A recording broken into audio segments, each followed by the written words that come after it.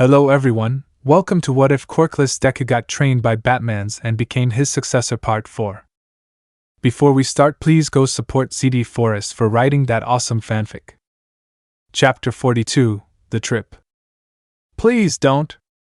Black Mask crawled along the floor of his office, the corpses of his men piled around him. His attacker stood over him, having killed every last one of them single-handedly. His attacker towered over him, his face obscured by a mask and hood, reloading two custom M1911 pistols. Black Mask was wounded, having taken several shots to the shoulder and abdomen from his attacker's pistols. Struggling, he got to his feet, holding his hands out in front of him, pleading. "Please, you don't have to do this," he begged. "I'll give you whatever you want. I'll go wherever you want. You'll never hear from me again, I promise." He stopped abruptly as he realized his back was against the large window. He whimpered as his attacker placed one of the pistols against his cracked skeletal mask. "Please no," he said. "I'll give you anything, just tell me what you want." The man drew his gun back, holstering it, and leaned in close. "I want you to go to hell." Rearing back, the attacker kicked Black Mask hard in the chest, sending him crashing out the window, falling 4 stories.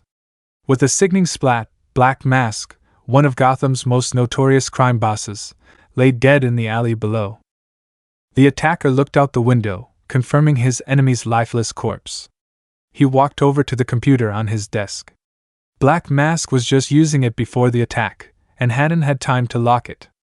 He had little time to search it before the police arrived, so he had to act fast to obtain the information he needed.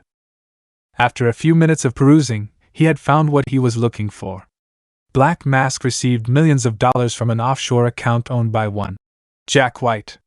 He had seen that name enough times to know exactly what it meant.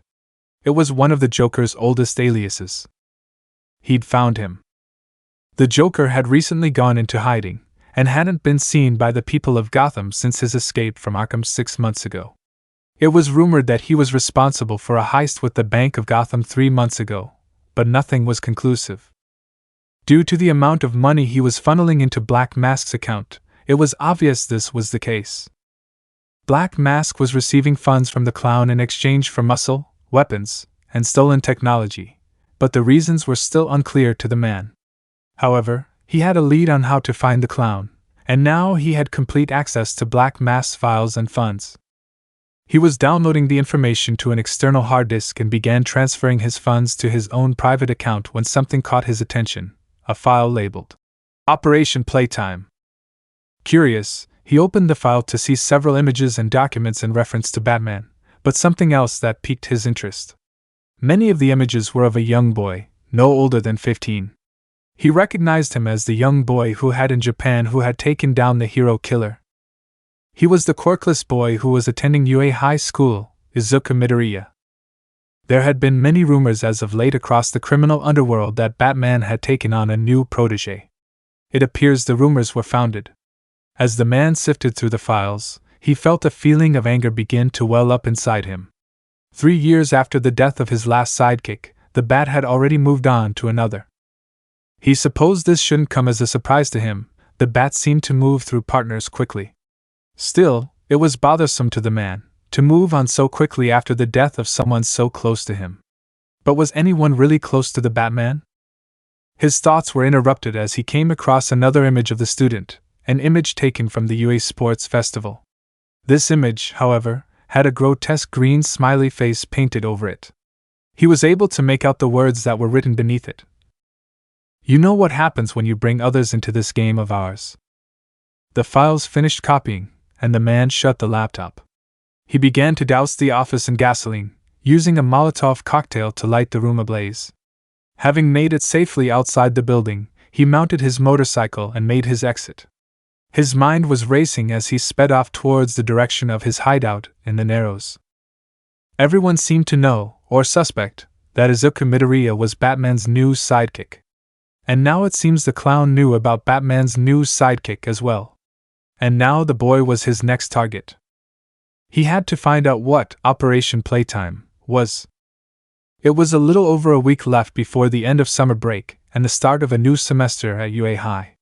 Izuku had recovered fully from his injuries at the hospital and was at home, but not for long. He had finished packing his luggage and would soon be boarding a plane for America. He was going to spend the next week in Gotham City. It had taken some persuasion, but Bruce had convinced her that, considering all that had transpired the past couple of weeks, it would be good for Izuku to take some time away to recuperate, and had offered to take him to his ancestral home outside of Gotham. The biggest reason for this trip, however, was because of Izuku's new quirk. He had still not gotten used to having Kaken's quirk. Despite his knowledge about its use and his aptitude with explosions, he often found himself accidentally activating it and causing explosions inside the house. More than once the landlord was called, and they had to come up with creative explanations to cover for them. Bruce explained that he knew some of the best doctors and specialists in the world, and wanted to bring Izuku to them for examination. Izuku understood his reasoning, but was starting to feel rather annoyed at all this attention. He felt like a lab rat in a science experiment, and often found himself pining for the days where he didn't have a quirk, a time where he felt like he knew who he was and things made sense. It was ironic, considering how many times Izuku wished for a quirk like Kaken's when he was a child. "Izuku!" He heard his mom calling for him. "Alfred is almost here. Are you all packed?" "Yes, Mom," said Izuku, carrying his bag to the living room. "Are you sure you want to go?" his mom asked, worried. "We can still cancel, if you want." "It's fine, Mom," said Izuku. "I'll be fine, I promise. Bruce will be with me." "That's exactly what I'm afraid of," his mom replied. "Just promise me, no heroic stuff, okay? You're going there to get away from that." "Hey," said Izuku, hugging her. "I promise, no heroic stuff." He pulled away as he heard a knock at the door. His mother opened it to reveal Alfred standing there, smiling. "Good morning, Master Midoriya, Mrs. Midoriya," he said, bowing. "Are you ready to depart?" "Yes," said Izuku, hugging his mom one more time. "Be safe," she said, wiping tears away. "I will, Mom," Izuku said. "You have my word, Mrs. Midoriya," said Alfred. "Izuku will be returned to you safely." "I'll hold you to that, Alfred," his mom said as they departed. As they drove away from Izuku's apartment, he couldn't help but feel a funny feeling of foreboding strike him. He tried to shake it off. It was probably just his nerves. He still wasn't sleeping well at night, still plagued by the various nightmares that haunted him. Hopefully, wherever these doctors that Bruce was talking about were, they were at least able to help him with his nightmares. "Is something amiss, Master Midoriya?" said Alfred. "I'm fine," Izuku lied. "I am not the world's greatest detective, but I do know when I am being lied to," Alfred said. Izuku sighed. "Todoroki, my friend, said that I need to make this power my own," he said. "But I'm not sure I know how to. It feels like I'm pretending." "How so, Master Midoriya?" asked Alfred. "Kaken was amazing," said Izuku. "He was so good at everything he ever did. I had no doubts that he could have been a hero, and a great one, if he hadn't." The words caught in his throat. He still had a hard time admitting to himself that Kaken was dead, despite having brought his killer to justice. "But I don't know if I could ever be like him, as strong as him. I don't know if I could ever be worthy enough for this quirk." "I understand," said Alfred. "This is quite the responsibility that has been put on your shoulders, how to honor your fallen friend, but to adopt this new power as your own. It certainly is not an easy matter. But I believe that by the end of this trip, you will have a better understanding of the matter, and yourself." "I hope so," said Izuku. He leaned against the leather armrest of his seat and looked out the window. It was beginning to rain, and the water obscured his vision slightly. It was several minutes before he realized that they were not driving towards the airport at all. They had driven out of the city and were now surrounded by rice paddies and farmland. "Alfred, where are we?" said Izuku. "Aren't we going to the airport?" "Dreadfully sorry, Master Midoriya," Alfred replied. "We didn't want your mother to worry, but Master Bruce has arranged an alternative means of transportation, which should be commencing right." Alfred checked his watch. "Now." A bright light began to shine directly on Izuku, enveloping him in a bright blaze. Suddenly, Alfred and the Rolls-Royce he was riding in faded away, replaced instead by a very large room he did not recognize. He was surrounded by computers and various machinery, standing on a large pad with a mechanical device that reminded him of a large shower head placed over him. There were several people in strange uniforms at the computers that he didn't recognize. "Teleport complete," one of them announced. "Passenger has arrived." Izuku realized that he was sitting down on the pad and tried to stand, but felt a wave of nausea come over him. He doubled over, trying to prevent himself from throwing up. "Easy," said a voice beside him. "The transporter takes some getting used to." Izuku stood to see Batman standing over him, helping him up. Standing next to him on one side was a tall man wearing a skin-tight blue suit with flowing red cape, and a woman in battle armor, a large sword and glowing rope strapped to her belt, and a shield attached to her back. It took Izuku a minute before realizing that he had seen these two before. He gasped audibly, his heart racing as he pieced together who was standing before him, and where he was just transported to. "This is your," he stammered, trying to form the words. "Welcome to the Watchtower, Izuku," said the man, shaking Izuku's trembling hand. "We've been looking forward to finally meeting you," said the woman, smiling. "Batman has told us a lot about you." Izuku still could scarcely believe it. He was in the Watchtower, standing in the presence of arguably the greatest heroes known to man, Batman, Superman, and Wonder Woman, the core members of the Justice League. All angst and trepidation seemed to melt away from him in this very moment, replaced only with giddy excitement. This was the greatest day of Izuku's life. Chapter 43: Journey to the Center.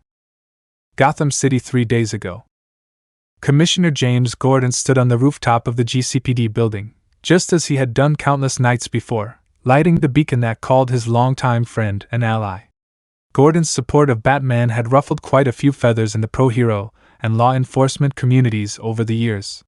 He wasn't surprised. Long before he was appointed commissioner, corruption had spread through Gotham like a malignant tumor. Many cops, judges, and even pro-heroes were taking kickbacks from their mob contacts, such as Carmine Falcone and Sam Maroney, two of Gotham's most notorious criminal kingpins. They were able to pick and choose who was punished for what crime, usually competitors in their business affairs, and many cops and pro-heroes were making bank moonlighting as enforcers. You didn't know who you could trust in this town. It wasn't until the Batman appeared that things really started to change. Gordon didn't trust him at first. He performed hero work without a license, operating outside the checks and balances of the system, operating outside the law, a law he had sworn to uphold. But on Christmas Eve, around 20 years ago, the Joker, posing as Black Mask at the time, offered a $50 million bounty on Batman's head. Gordon witnessed supercriminals, cops, and even pro-heroes join in the crusade against Batman in an attempt to claim the bounty. But he stopped them all, without killing any of them. It was during this incident that he had gotten to meet Batman face to face for the first time. Despite his feelings towards Batman as a vigilante and criminal, upon their meeting him, something triggered from inside him that he couldn't ignore: his quirk. For as long as Gordon could remember, he had a particular power of his own that later was identified to be his quirk, a superior gut instinct. It allowed him to have a sort of sixth sense about individuals around him. By simply looking at them, he was able to determine if they were honest with him, lying to him, hiding something, trustworthy or untrustworthy. It had served him well as a police officer, but in a city like Gotham, surrounded by dirty cops and heroes, he had almost forgotten what it felt like to get a positive reading off someone. The last person he expected it to be was Batman. "Been waiting long, Jim?" said a voice from behind him. Gordon turned to see Batman appear from the shadows. As usual, he wasn't able to hear him or see him coming. "Hardly," he replied, shaking Batman's hand. "I saw you on TV fighting off that crazy villain with Almight. Is that where you've been all this time?" "Among other places," said Batman. "Well, while you've been off on vacation, we just had an incident that you might be interested in hearing," said Gordon, handing Batman a manila envelope. "Black Mask is dead." Batman did not visibly react to the news, instead searching through the case files silently. He was found lying on the pavement several stories below his office window, continued Gordon. We got a positive ID on the body matching to Roman Siona's. It's definitely him. What did you pull from the crime scene? Said Batman, not looking up from the folder. Not much in terms of physical evidence, said Gordon. Whoever did this tried to cover their tracks and lit the building on fire. It took emergency services 2 hours to put it out. We managed to recover this. I figured if anyone could get something off it, you could. He pulled out a badly damaged laptop computer encased in a plastic evidence bag, charred and burned from the fire. We did manage to catch an image of the perp when we pulled the security feed. Gordon produced a smartphone from his coat pocket and played the video for Batman. The image was only a few frames, but he could clearly see Siona's men being gunned down before the assailant jumped into view. He was wielding what looked to be 2 customized M1911 pistols. His movements suggested some sort of military or advanced combat training. His most distinguishing features were a brown leather jacket and chromed bright red helmet obscuring his face.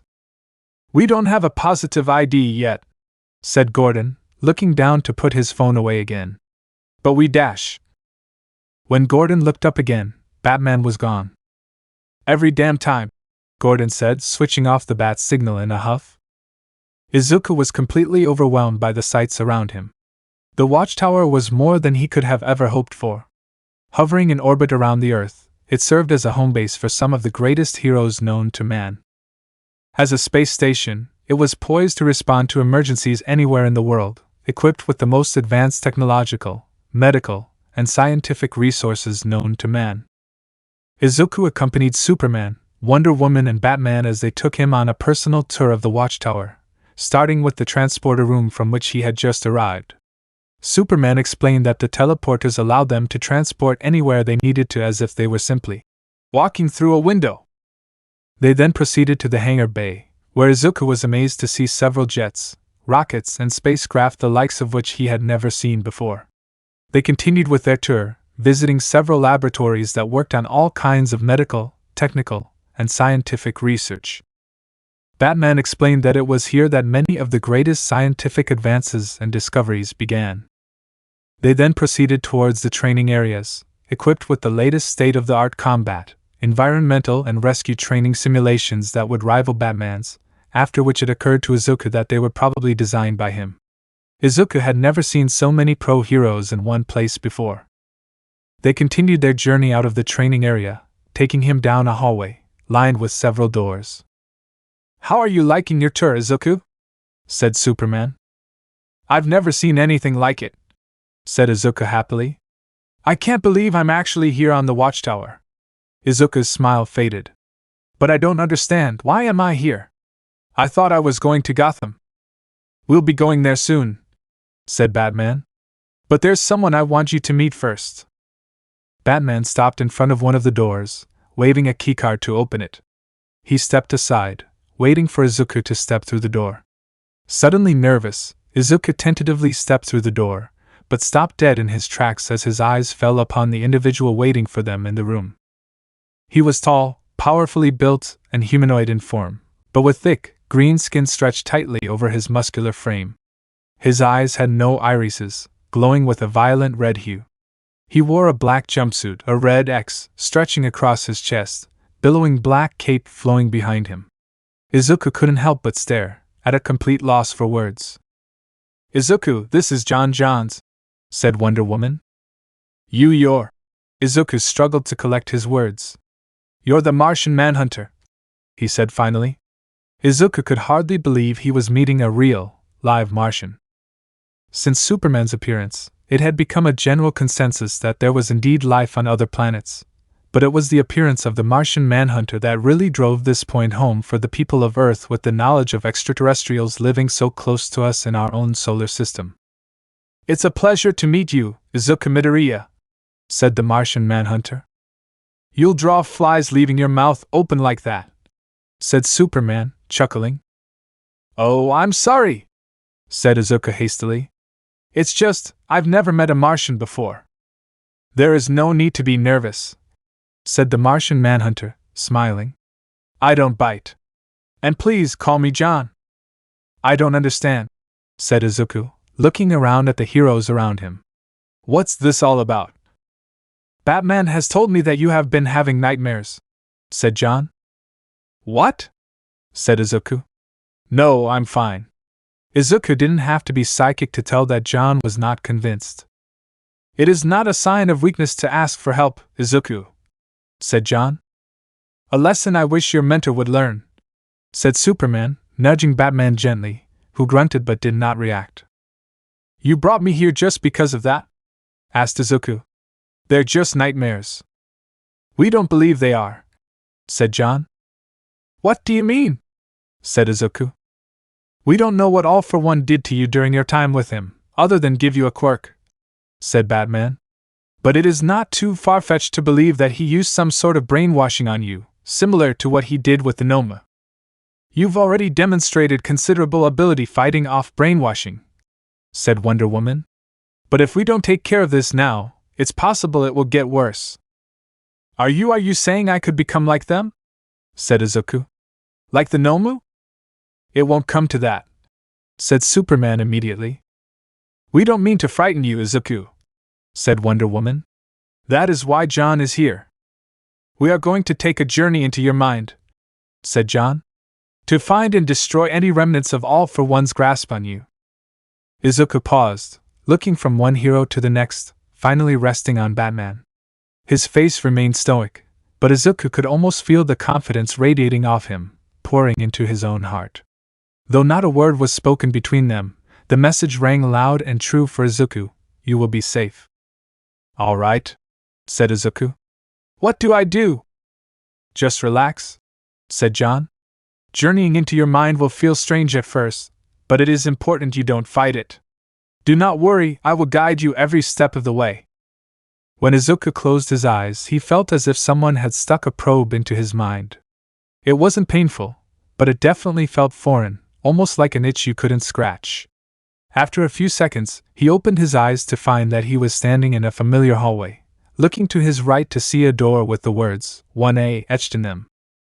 Somehow, he was back at UA High. What? Said Izuku, shocked. When did I? Don't be alarmed, said a voice behind him. Izuku spun to see John standing over him. The meld was successful.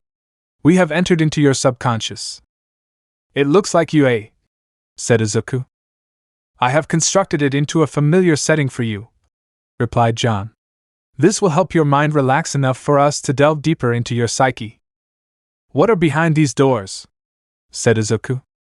Each door represents a different part of your mind, said John.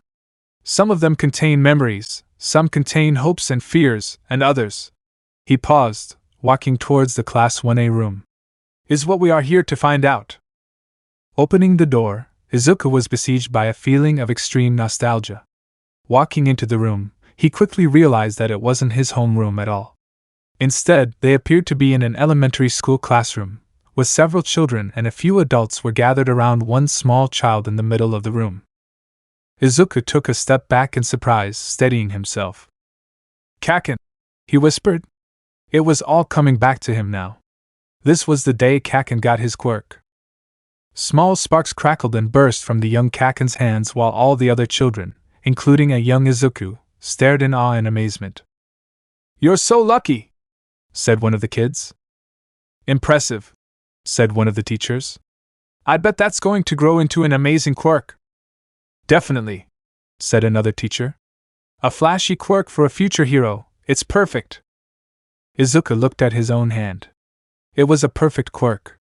A perfect quirk for a perfect hero. He felt tears welling up in his eyes as he continued to watch the scene before him. This is the boy you inherited your quirk from, said John, more of a statement than a question. Kaken, said Izuku. It belonged to him. It still belongs to him. This quirk could not have found a better holder than in the hands of a friend like you, said John. We weren't friends, said Izuku. At least, he didn't want to be. You looked up to this boy, said John, again, not as a question. He was amazing, said Izuku. He was the best at everything he did. There was nothing he couldn't do. He was the closest thing to All Might as I could get. Izuku choked, the memory of All Might and the events at Kamino Ward sending a pang into his chest. The room around them began to fade, and they somehow had made it back into the hallway, the door closing behind them. John said nothing, walking towards another room. This time, Izuku found himself inside a hospital room. He saw himself and his mother consulting with the doctor, who was slouched carelessly in his chair as he spoke to them. "Sorry, kid, it's not gonna happen," he said callously. "Izuku should have already manifested either your husband or your quirks, or even a combination of these quirks," he continued to his mother. "But after reviewing his x-rays, I don't think he's going to." He continued to explain how research on quirks have discovered a link to the pinky toe and a likelihood of developing a quirk. Since Izuku had 2 joints instead of 1 on his pinky toe, this put him in the percentile of about 20% of the population who did not develop quirks. Izuku stared at his younger self, feeling the almost palpable pain of seeing his dreams crushed. He turned away, unable to witness it anymore. At the time, he had no idea the years of angst and prejudice he would endure for a genetic condition he never wanted. He felt a pair of hands on his shoulders, steadying him and calming him. "I too know what it is like to be different from everyone around you," said John. "It can be isolating and lonely." He lifted Izuku's head to look at him. "But it has also made you stronger." He walked past Izuku back into the hallway, who followed him in suit. They made their way further down the hallway towards another door. As John opened the door, Izuku was transported back to another familiar setting, one he would have rather left forgotten. He was back on the rooftop, staring at his junior high school self and the sickly form of All Might sitting across from him. Izuku felt a feeling of fear well within him, recalling the conversation that came next. "Pro heroes are always risking their lives," said All Might. "Some villains can't be beaten without powers. So can you be a hero? Not without a quirk." Izuku felt the same twist in his stomach he felt all that time ago as he watched his former self drop to his knees, All Might leaving him alone to wallow in his crushed dreams. Izuku hunched over, clutching his chest, the world around him seeming to tremble and shake. He once again felt that strong, firm hand on his shoulder, and a feeling of warmth spread through him, quickly evaporating his previous feelings. "This must be painful to watch," said John, pulling him upright. "I am sorry." "Why are we doing this?" said Izuku, wiping away tears from his eyes. "I believe it to be necessary," said John. "All for one, use your feelings for your friend, the fact that you were born without a quirk, and your animosity towards All Might to gain a foothold into your mind. This is where I believe that his control had begun, and I believe that it will lead us there. Quickly," he said, taking flight and hovering towards the door on the rooftop that All Might pass through. "Where are we going?" said Izuku, following suit. "All Might is the key," said John. "I believe he will lead us where we need to go." Izuku followed John through the rooftop door and down the flight of stairs. The stairs seemed to go on forever, and All Might seemed to have disappeared in their descent. As they continued, Izuku felt himself growing more and more anxious. The walls and stairs seemed to twist and turn in odd directions. More than once Izuku felt as if he was walking upside down. The stairway grew darker, more foreboding, the sun from the rooftop having left them far behind. He wanted to return to the surface, to leave this darkened hellscape and never return, but he pushed past his fears, following John downward further. "We are here, Izuku," said John, coming to an abrupt stop as the staircase ended. The way before them was dark, frightening Izuku to his very core. They entered into a hallway, this time without doors or windows lining the halls, only a solitary door at the far end of the hallway, illuminated by a blood-red demonic light hanging above it. Terrifying sounds of scraping and clawing came from the door, shaking Izuku to his core. "What is this place?" said Izuku. "This is your ID," said John. "Where all your instinctive, unconscious and primal urges are housed in your mind." "Why does it look like this?" asked Izuku. "Because this is where the final remnant of All for One's grasp on you remains," said John. We have to go in there?" said Izuku, frightened. The comforting feeling returned as John put his hand back on Izuku's shoulder. "It is the only way," said John. "And I will be beside you every step of the way." Izuku looked up at John and back at the door. He knew whatever was behind there he wanted nothing to do with. He was more frightened than he had ever been in his life. He wanted to run away, far away to the safety of the watchtower. But he knew the nightmares would only be waiting for him, and this tiny door would not hold back his demons forever. "All right," said Izuku, steeling himself. "Let's go." Chapter 44, Internal Struggle.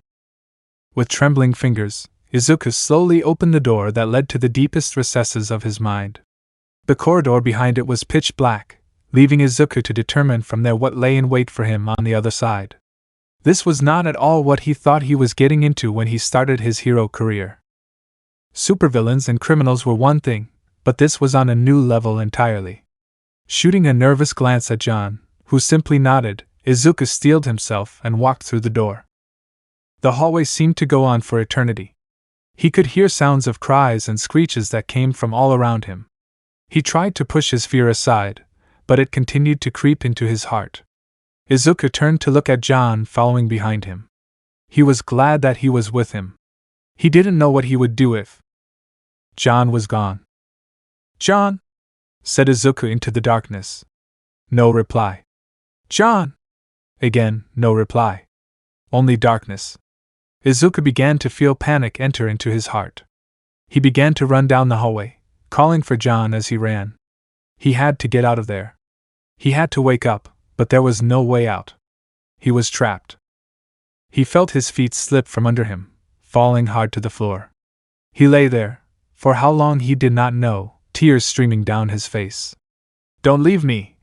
he cried. "John Bruce Almight, please help me!" "Oh, Izuku," said a voice from above him.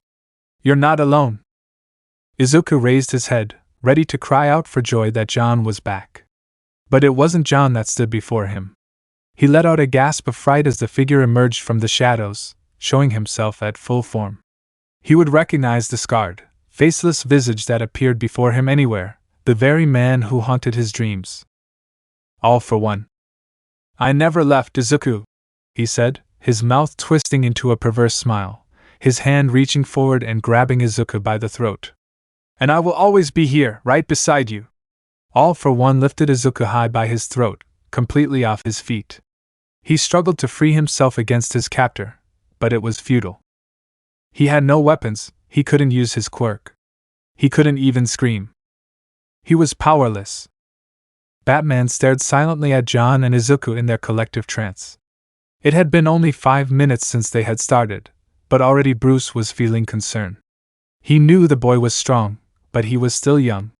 Most adults weren't prepared to handle the sheer psychological trauma he had experienced. He was thankful John was there to guide him through the process. Suddenly, out of nowhere, Izuku and John doubled over, as if experiencing some sort of synchronized pain.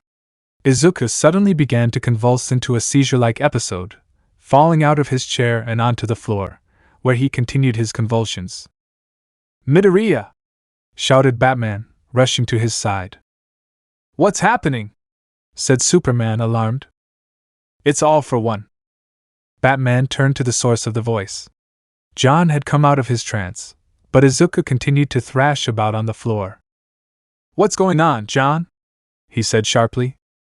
"All for one's hold on Izuku is stronger than we anticipated," said John. "It's fighting back." "What do you mean?" said Wonder Woman. "We had just entered his ID when something had taken hold of me and expelled me from his mind," said John. They began to carry Izuku to the medical wing down the hall, placing him on a stretcher.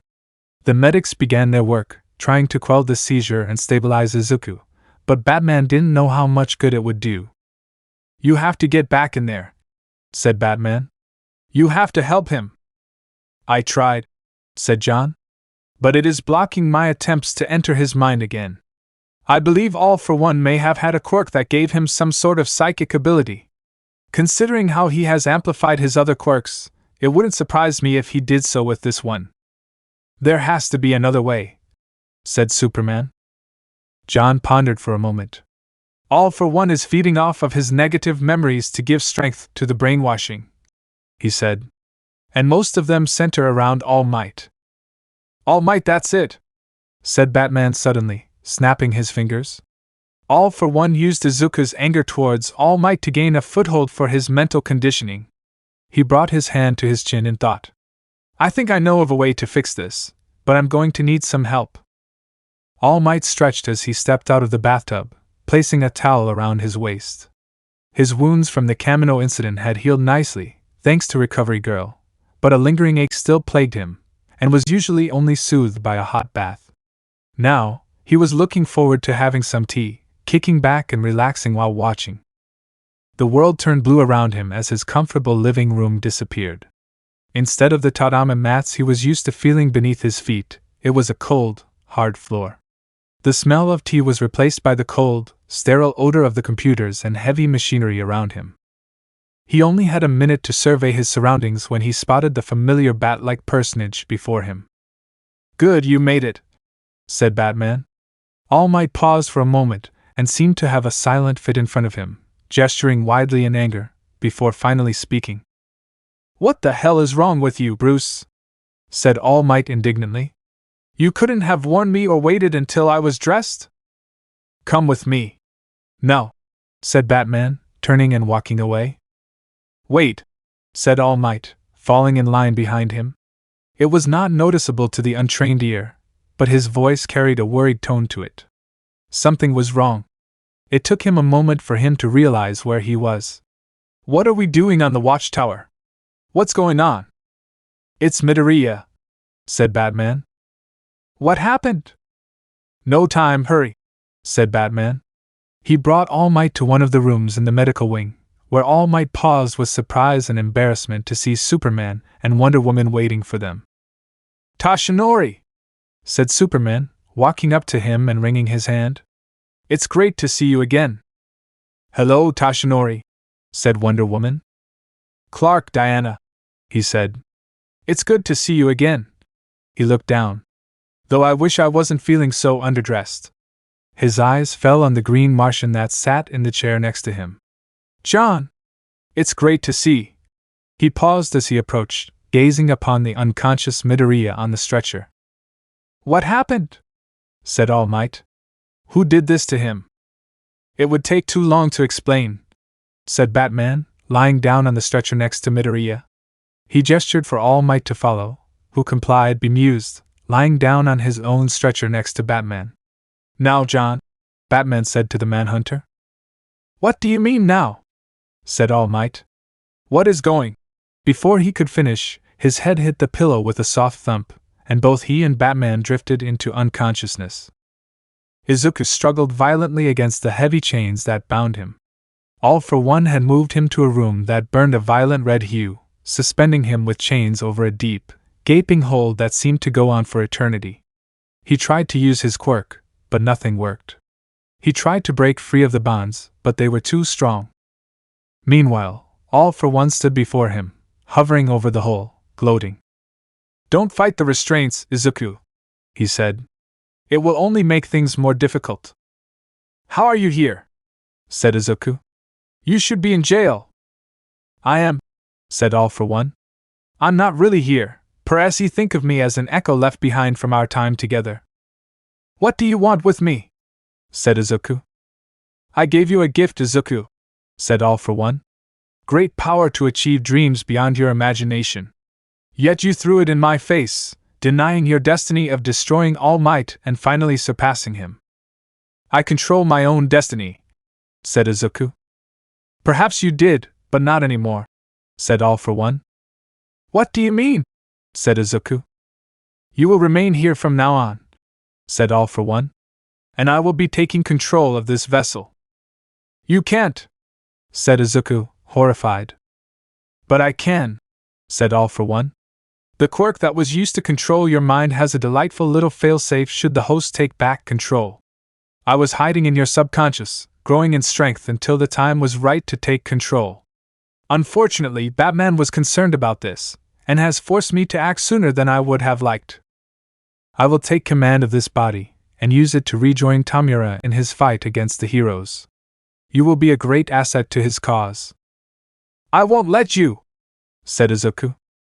You don't have a choice, he said, gesturing to the pit below him. What you see beneath you is your deep subconscious. Think of it as a place of forgetting. Nothing that enters ever escapes. Should you try to resist, I will have no choice but to send you there, where you will wander in endless darkness for the rest of your days.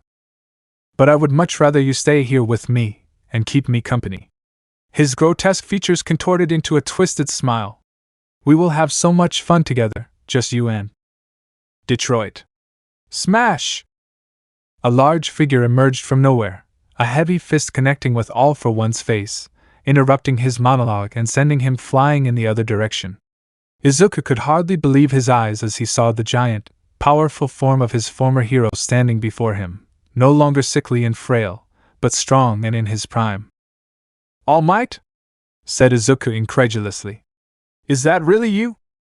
Yes, young Midoriya, said Almight. I know, we are here.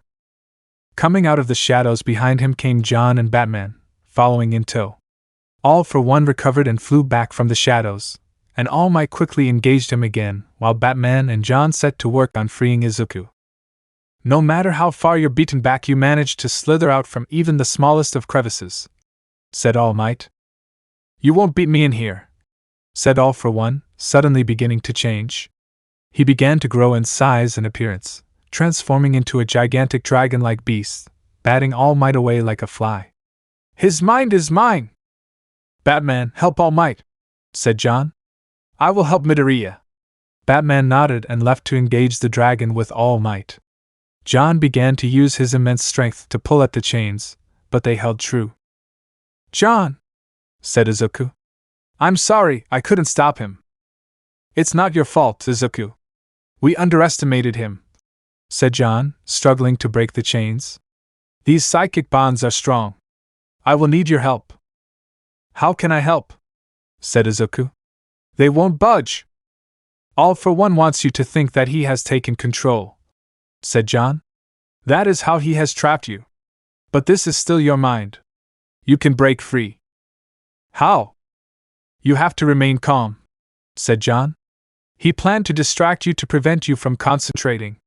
Focus on breaking free from the chains. Izuku nodded, trying to concentrate. The battle raged around them as All Might and Batman fought against All for One. He continued to change forms against the duo. Izuku still couldn't believe that All Might was back in full form, and that Batman could use his weapons against their enemy. But when he looked at John's glowing red eyes, he could see that he was using his powers to make their abilities tangible. It fascinated him. Izuku, you have to focus, said John, reading his mind. Right, sorry, said Izuku. He closed his eyes and began concentrating, all the while pulling at the chains that bound him. One by one, they began to break under the combined effort of John and Izuku. No! Shouted One for All, using a powerful attack to throw Batman and All Might back. He lifted his hands and caused the ends of the chains to snap from their moorings and wrap themselves tightly around Izuku. A large tendril grew from All for One's hand and latched onto John, and was thrown towards All Might and Batman. Before their eyes, Izuku fell deep into the pit below, disappearing into the darkness. Izuku! Shouted Batman, running towards the pit. John took off in flight towards the pit, but both were stopped again by another blast from their enemy. All for One began to laugh mercilessly, but stopped abruptly as the ground beneath them began to shake. A large explosion came from the pit, rising out of the depths and blasting high into the air. All Might stared in amazement as his eyes moved to the top of the blast, Midoriya, his chains gone, and being carried by the arm by Kaisen? Said Izuku, shocked. He had felt something grab him as he fell into the pit, and was thrust upward at incredible speed. He opened his eyes and could hardly believe what he saw, Katsuki Bakugo, as he remembered him, carrying him upwards out of the pit in a massive explosion. Don't you let go, you damn nerd! He shouted. Repositioning himself in the air, he threw Izuku with incredible speed towards the shell-shocked All for One. As Izuku flew towards his enemy, Kaisen matched his speed with him. You have my quirk, now stop being so bucking useless and kill that bastard! Izuku felt a fire light inside his heart that he had never felt before, a confidence and happiness that he never thought he could feel. All for One seemed to grow weaker as they approached. In perfect synchronization, the two boys threw their hands forward towards the helpless All for One, shouting in unison. Howitzer impact! A massive explosion radiated from the two boys that rocked the foundation of Izuku's mind. All for One yelled in pain as he began to melt under the sheer intensity of the blast. This can't be! He shouted. I am invincible! Finally, the last remnant of All for One disappeared in a wisp. Immediately, the dark, foreboding atmosphere changed. No longer was it a prison, but a vast open field bathed in a warming light. Almight, Batman and John joined and stood next to the two boys. Batman looked to John, who scanned the area. All for One is gone, he confirmed. Izuku breathed a sigh of relief, immediately remembering who was standing next to him. Kaken, he said, turning to his friend. I'm so happy! But how are you here? How are you? Shut up and listen, you stupid nerd! Kaken snapped. He pointed his finger warningly into Izuku's face. You have my quirk now, idiot. I have a reputation to uphold. So don't you dare bucking loose again. Do you hear me? Izuku paused, trying hard not to laugh despite Kaken's angry words. It was just as he remembered him. I won't, said Izuku. You can count on that. Izuku jumped as Bakuga seemed to explode into a flash of light and mist. It began to swirl around Izuku, finally circling and disappearing into his chest.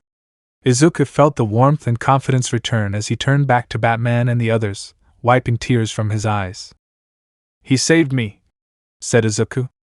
But how could he be here? Was he even real? In a way, said John. He is more or less a memory of the person he once was, attached to the quirk that you now carry. That means you're fighting for more than just yourself, said Batman, and are never truly fighting alone. It's time we left, said John. In a moment, the entire world seemed to fade around them, and Izuku woke from a hospital bed in the watchtower. John, Superman, and Diana were standing over him, while Batman and All Might sat up from two stretchers next to him. You worried us for a moment there, son, said Superman. You pulled through, like a true warrior, said Wonder Woman, approvingly. I wouldn't have made it if it hadn't been for all of you, said Izuku. Kaken, John, Bruce, and... He paused as he saw the sickly All Might shuffle awkwardly towards him. All Might. Young Midoriya, said All Might. I'm glad you're safe. You had us worried, you had me worried. Izuku pondered All Might for a minute. After all that had happened between them, all the hate and anger he felt for him seemed to have for the hero had melted away. Izuku walked over to the hero and held out his hand, who took it and shook his hand firmly. Thank you, All Might, said Izuku. He looked him up and down. Why are you in a towel? Chapter 45, Visitors. A heavy storm had raged on for hours, giant waves crashing against the walls of the warehouse. A man sat alone at a small desk. The only source of illumination was a small laptop in front of him. Next to the laptop sat a red helmet, which the man had just removed before sitting down to his work. He had been in Gotham for only a few weeks now, having been gone for 3 years. His time away felt like little more than a dream, wandering in a haze of pain and confusion. In the short amount of time that he had returned, news of his handiwork with Black Mask had spread throughout the criminal underworld and the local media. A newspaper was sprawled out on the table next to him, the headline reading, Red Hood kills Black Mask. How fitting, he thought bitterly to himself. Normally, the death of a major player like Black Mask would leave a power vacuum that other criminals would be killing themselves over. However, no one dared step forward to claim Siona's territory. The Red Hood had sent a wave of fear among the various criminal empires, one that Batman could never duplicate, a fear of death. Batman had failed to rid this city of its monsters, especially its biggest one. But the Red Hood would not fail. The Red Hood continued his investigation through Black Mask's files. They were his only lead to the whereabouts of the Joker. He coupled these findings with others that he had discovered in different cities across the US. The Joker had completely disappeared from Gotham, and many had assumed that he was dead. But from what he could gather, the Joker was alive and well, and was using the weapons he purchased from Sionas to rob banks across the eastern United States. He was also purchasing technology that Sionas had stolen from various illicit sources. The technology in question was all considered by the criminal database to be highly illegal in nature, mostly used in dangerous experiments on Quirks. But instead of sending it directly to the Joker, Sionas was sending them to a third party, one David Shield, from Ireland. The name immediately struck a chord with the Red Hood. David Shield was one of the most well-known names in hero support technology in the world, contracting with several support companies across the world, including Wayne Tech and Queen Consolidated, to produce many of the technologies and support items used by heroes everywhere, including the Justice League. He even personally designed each era of hero costume for the symbol of peace, Almight. This provoked so many questions in the Red Hood's mind. Why would S.H.I.E.L.D. be working with the Joker? And why would the Joker be supplying him with stolen technology? Perhaps he would be able to ask him personally. According to the local news, he and his daughter were coming to Gotham for a gala in his honor. This was his chance to get some answers, and perhaps finally find out where the Joker was hiding. Izuku sat his empty suitcase on a large four-poster bed. He had just finished unpacking, having arrived at Wayne Manor with Bruce and Almight. Izuku thought it was strange that Bruce had invited him along. Apparently, so did Almight, who tried to decline, but Bruce was insistent. Alfred was already waiting for them upon arriving and had prepared rooms for each of them. The room around him was sparsely decorated and looked as if it hadn't been used in a number of years, but was still tidy and well kept, no doubt thanks to Alfred. Izuku sat on the bed, lost in thought. The events at the Watchtower had filled him with a new lease on life, but also had left him with a plethora of questions. Most of all, how Kaisen had come to his rescue at his moment of need. As John described it to him, exabytes operate very much like living cells, but they also have an internal memory system that collects and stores information, biological and otherwise. This is how the exabytes were able to assimilate the various quirks and powers that were associated with them. This was also why, through intermingling of DNA, new information from different hosts is assimilated into the exabytes, causing new generations to inherit one or more quirks from their parents. A side effect of this data retention is it has the ability to capture and retain brainwaves from their hosts, including memories and even personality traits. Though all for one's presence was eradicated, when the quirk was passed down to him, an imprint of who Kaisen was passed to him as well. To Izuku, this was both humbling and mystifying. Izuku was shaken out of his thoughts by a knock at the door. "Come in," he said. The door opened and Alfred stepped through, carrying a tray of food. "I thought perhaps you might be hungry, after such an ordeal," said Alfred.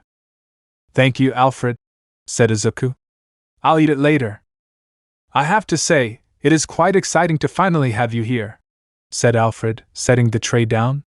"I have prepared the Batcave with some of your favorite training simulations. They will be waiting for you should you wish to use them." "Thank you, Alfred," said Izuku. They both turned at the sound of another knock on Izuku's door. Alfred immediately stood to answer it, revealing All Might standing in the doorway, shuffling awkwardly, as if he didn't quite know what to do with himself. "Master Yagi," said Alfred. "I hope I'm not interrupting," said All Might. "I can come back later." "Not at all," said Alfred, gesturing for All Might to enter. "I have other matters to attend to." He bowed and left, closing the door behind him. All Might and Izuku sat in awkward silence for about a minute before All Might spoke. "I'm glad to see that you're doing better," said All Might. "Thank you," said Izuku. "I have to say, you gave us a real scare," All Might continued. "They say that one of the most important parts of being a hero is conquering your inner demons, but I didn't think it would be so literal." He chuckled awkwardly at his own joke.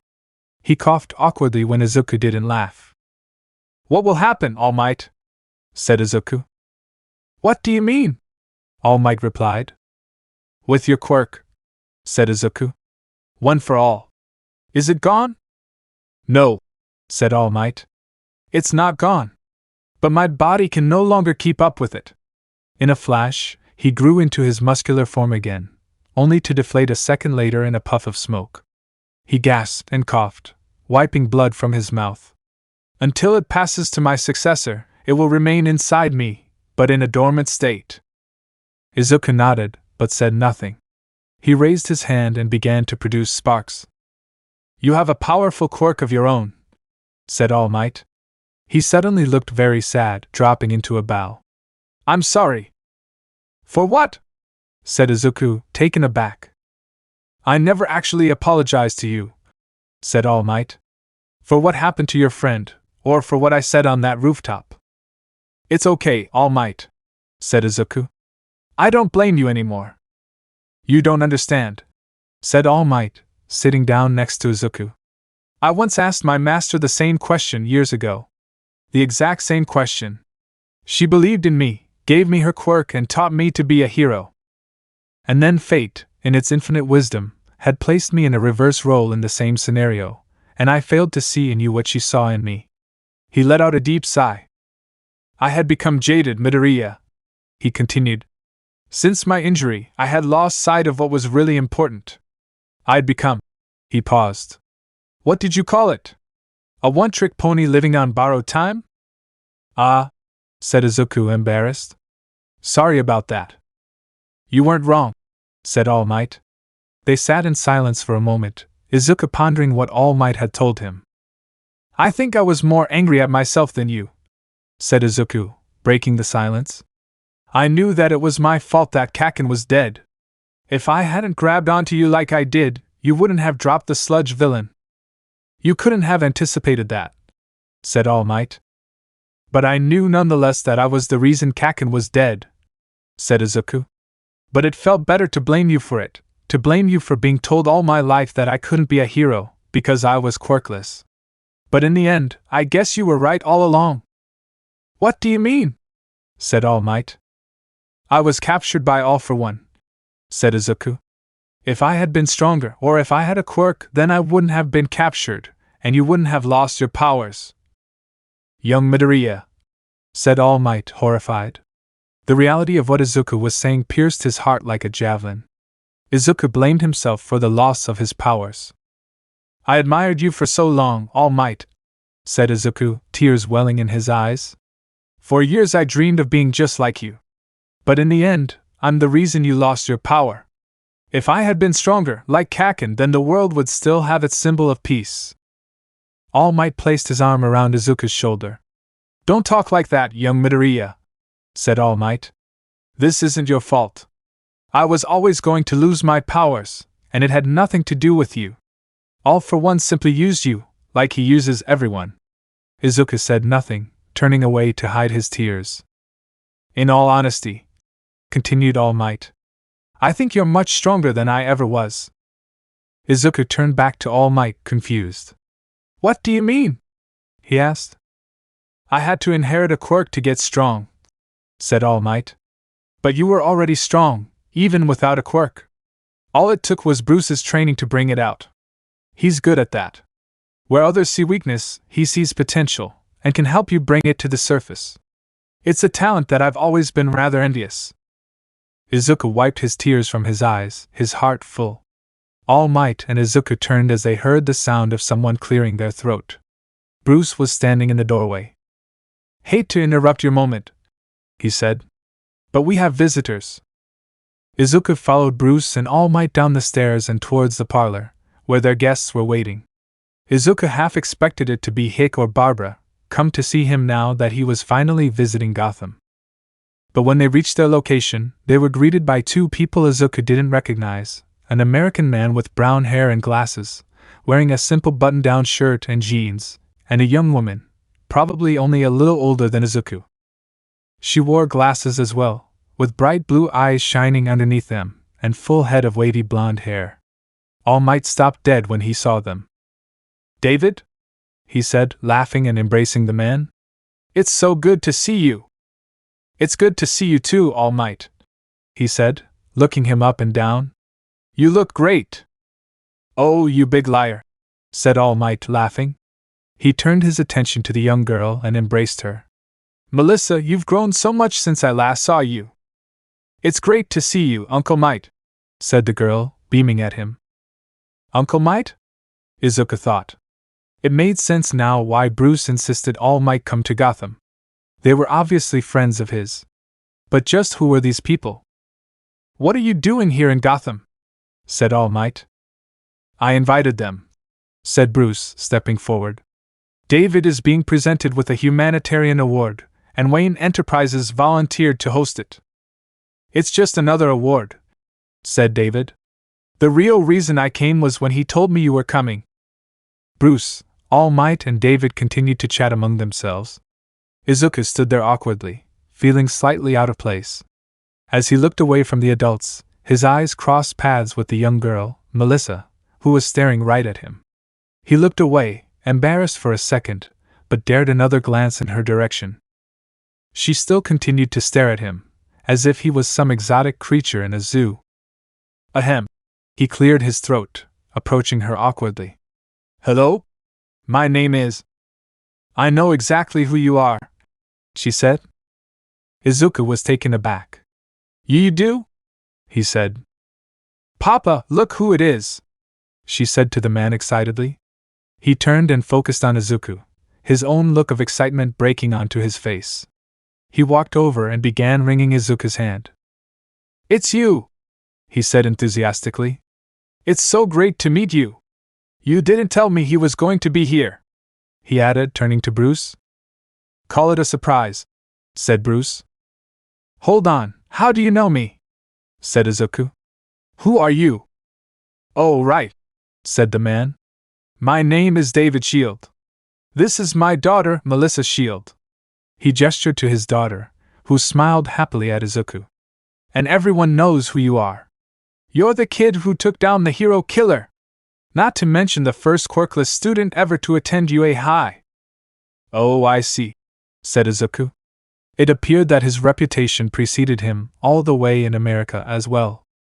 "Professor Shield is a scientist who makes support items for heroes," said Bruce.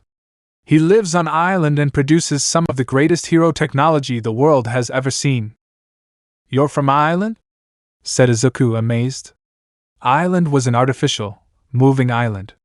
It housed over 10,000 scientists that produced some of the most advanced research on quirks and development of hero support items the world has ever seen. "I saw you at the sports festival as well," said Melissa. She approached Izuku and eyed him closely, and he felt himself blush under her inspection. She suddenly reached out and grabbed his hand, looking at the scars that lined them. "Those gauntlets you used were amazing, but they really wrecked your hands. Did you make them yourself?" "Kinda," said Izuku. "I designed them, but had help building them. The ones I used in the sports festival were prototypes, and they didn't survive. But I made new ones." "Can I see them?" she said excitedly. Izuku looked worriedly at Bruce, who simply nodded. "It's okay, Izuku," said Bruce. "David and Melissa have known my secret for some time now. They can be trusted. Take her down to the Batcave. But touch the Batmobile and you're fired," he added warningly. Izuku cleared his throat awkwardly. He couldn't tell if Bruce was being facetious or not, but he didn't dare push his luck, not after the last time he had taken the Batmobile out for a joyride. Bruce, All Might, and David sat in the comfy overstuffed armchairs in the parlor, as Alfred served them coffee and cake. All Might and David were laughing about their exploits during his time in America, while Bruce listened and sipped his coffee. "And you should have seen the look on that villain's face," laughed David. "I swear, it cracks me up to this day. What did you say to him, All Might?" "Clench your buttcheeks, punk, you're heading downtown," said All Might, chuckling as David roared with laughter. "Not one of my best one-liners, I'll admit." David took off his glasses and wiped his eyes, still laughing. "Those were good days," he said. "Boy, I remember when you two first met." He gestured between All Might and Bruce. "We were responding to a call and All Might had gotten away from me, and by the time I caught up, there he was, unconscious on the ground with the Batman standing over him. I almost had a heart attack." "He caught me off guard," said All Might, embarrassed. "What did you use on him, anyway?" asked David. "Anesthetic gas," said Bruce, sipping his coffee. "I was afraid you had killed him," said David. I already knew who he was and what he could do, said Bruce. The dose I gave him was enough to incapacitate Superman. It was a calculated risk, but it paid off. David took a sip from his coffee. I really miss those days, he said somberly. The world has been taking your retirement hard, Almight. It was a long time coming, said Almight. I've had a good run. But the world needs the symbol of peace, said David. There has to be a way to fix this. We've been over this, David, said Almight. There's no fixing this injury. They've tried. I know there's a way we can do it, said David. David, said Almight firmly, but kindly. It's okay, really. New heroes will take my place, heroes like Midoriya. My time has come to an end. I refuse to accept that, said David. It is what it is, said Almight. There's no changing it. Almight and David continued their conversation while Bruce sat in silence. David was one of Almight's biggest supporters, having been his former sidekick, and having designed all his costumes for him. He supposed that his reluctance to accept Almight's retirement was unsurprising. But there was something he couldn't shake. Something about the way he was talking gave him a bad feeling. Izuku and Melissa made their way to the library, where Izuku made his way to the old grandfather clock. Alfred had shown him that it was a hidden entrance that led to the Batcave. After it opened, he and Melissa stared in amazement as the lights flickered on, illuminating the cave and everything in it. It was the first time that Izuku had been in the cave, and had expected it to be like the warehouse back home, but it was so much more than that. The cave went on for miles. There was a natural waterfall that drained into a lake down below, which could be seen when looking over the side of the platform they were on. There were several floors to the Batcave. Where they were standing, Izuku could see the giant supercomputer that Batman used in his investigation, as well as a large workbench. To the right of the computer was the armory, where Batman stored his costumes, tools, and weapons. On the next platform, he could make out what looked to be a giant dinosaur, standing next to a giant penny, as well as various other items that were encased in glass. Izuku knew this is where Bruce kept the evidence from his cases, and Alfred had set it up as a museum of sorts. Izuku could make out other platforms that housed the Batmobile and various other vehicles, as well as what looked to be a makeshift medical station and laboratory. Alfred had told him that there were several other areas that continued deeper into the cave, such as the training area and simulation rooms. This place is amazing, said Melissa. Her voice echoed on the cave walls, causing a few bats that hung from the roof of the cave to fly off into the distance. Izuku couldn't help but share in her excitement as they looked around, being careful not to touch anything. Soon, they made their way to the workbench. Alfred had already brought many of Izuku's items down to the Batcave when he had arrived. As soon as he had produced his explosive gauntlets, Melissa immediately seized them and inspected them enthusiastically. It looks like you used a feeding system to pump a nitroglycerin-like substance into the palms and fingers, she said, looking them over. Pretty clever, but how do you control the payload? The dials on the wrists are used to control the dosage, said Izuku, showing her. There are pressure-sensitive indicators on the fingers that allow me to control the explosions. He put one of the gloves on, demonstrating for her. When my fist is clenched, the explosions will come from the knuckles and fingers upon impact. When my hand is open. He demonstrated, opening his hand. I tap my forefinger and thumb to initiate a blast from the palms. That's spectacular, said Melissa. Izuku took the glove off and handed it back to her. You can keep them, he said. You mean it? She said excitedly. Of course, said Izuku. I don't need them anymore. Melissa paused, placing the gauntlets on the table and eyeing Izuku curiously. Is it true then? She asked. Is what true? Said Izuku. It was all over the news, said Melissa. Is it true that you have a quirk now? Izuku didn't answer right away, instead turning away from Melissa and walking over towards the edge of the platform that led to the outer expanse of the Batcave. Izuku raised his hand, which erupted in an explosion that echoed loudly throughout the Batcave. Izuku turned back to Melissa, smoke emanating from his palm. She rushed over and grabbed onto his hand, examining it. "It's just like your gauntlets," she said. "A nitroglycerin-like substance that can be detonated at will. How did this happen?" "It's complicated," said Izuku. She waited for more explanation, but Izuku didn't offer it, instead walking over and resting on the guard railing. Melissa walked over and joined him, leaning against the railing and looking towards the roof of the cave. "I'm quirkless too," she said. Izuku was taken aback. "You are?" Melissa nodded. "I wanted to be a hero too, just like Uncle Might," she said. "But I was told that I couldn't because I didn't have a quirk."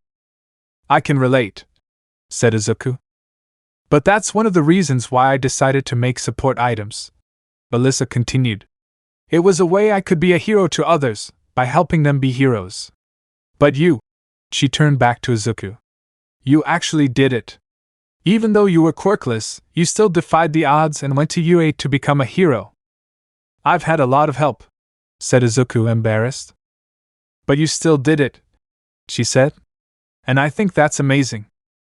Izuku blushed. "But I'm not quirkless anymore," he said. "That doesn't matter," said Melissa. "It just means that you've got more to help you become a great hero. And who knows, maybe I'll design your support items. I'd really like that." "So would I," said Izuku. "What's it like to live on an island?"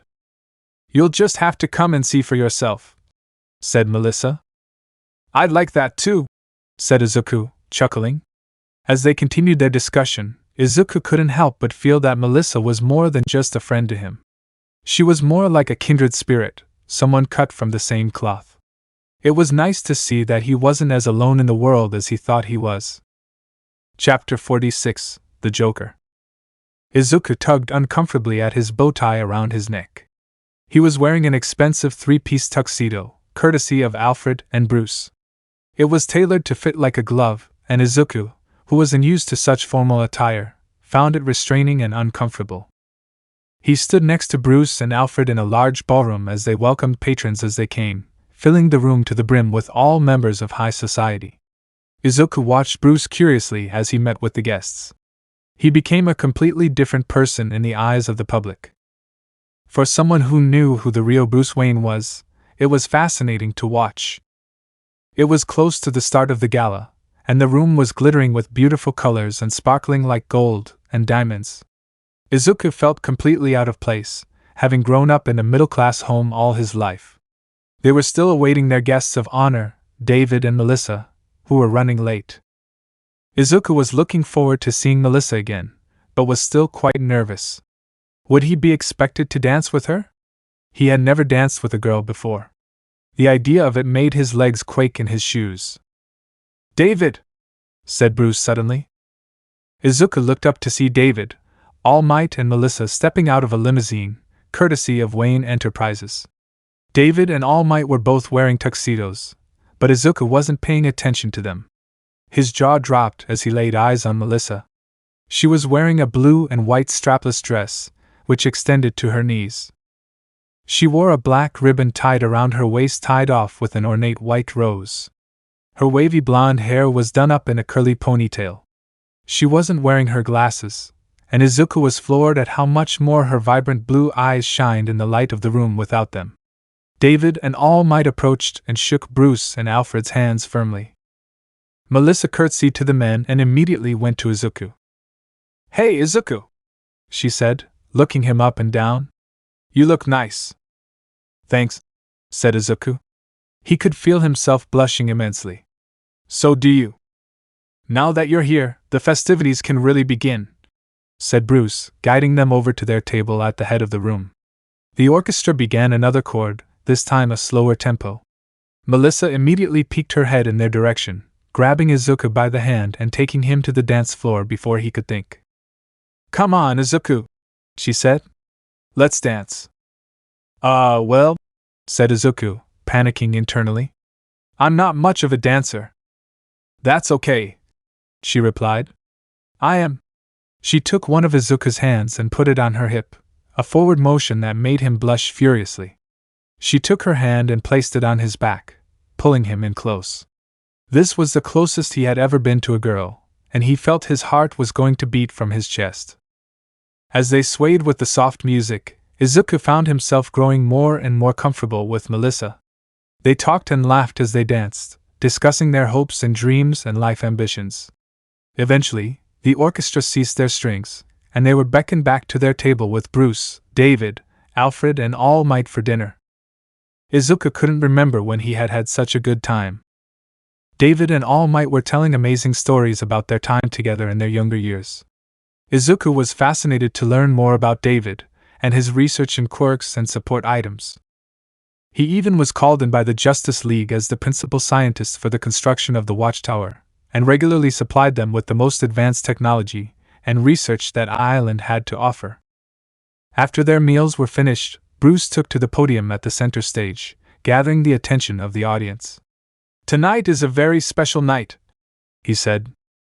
"In a world filled to the brim with professional heroes, it is almost commonplace to see them rewarded and praised for their hard work and sacrifice, placing their lives on the line every day so society as a whole can function. However, tonight is not the night for these heroes.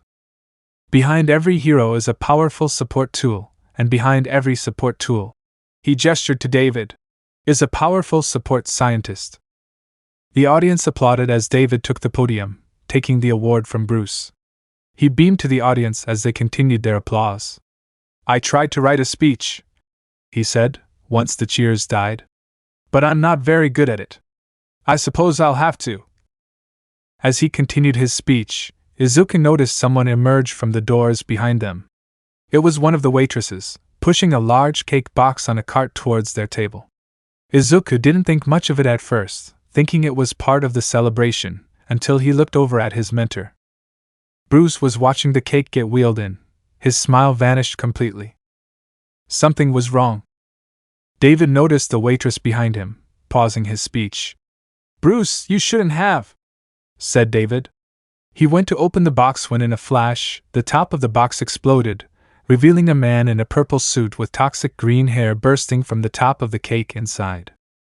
"Surprise!" he shouted, laughing maniacally and grabbing David by the throat. He produced a gun and thrust it against his cheek. Melissa screamed, and Izuku jumped to his feet in shock. The Joker. "Greetings, Gotham," he said to the audience. "Joker's back in town." The audience began to panic, all attempting to run for the exit. The doors around them burst open, revealing several armed thugs in clown masks and makeup entering the room. They began rounding up the guests, firing their guns into the air to frighten them into compliance. One of the henchmen came from behind them and grabbed Melissa. Izuku sprang into action, landing a hard kick square in the goon's face. He howled in pain and fell onto his back. He grabbed Melissa and ran towards the back towards Bruce, Almight and Alfred, who formed a protective circle around her. "Izuku," said Bruce. "Go with Tashinori and Alfred. Get Melissa out of here." Without another word, he dashed off towards the Joker, taking down the armed henchman as he went. Izuku scanned the room for an exit. The room was heavily guarded, and the mass chaos caused by the hysterical guests around them made it difficult to get his bearings. 3 thugs made their way over towards them, brandishing their weapons menacingly. Izuku leapt forward into a twisting front handspring, using the momentum from the spin to kick the guns out of their hands.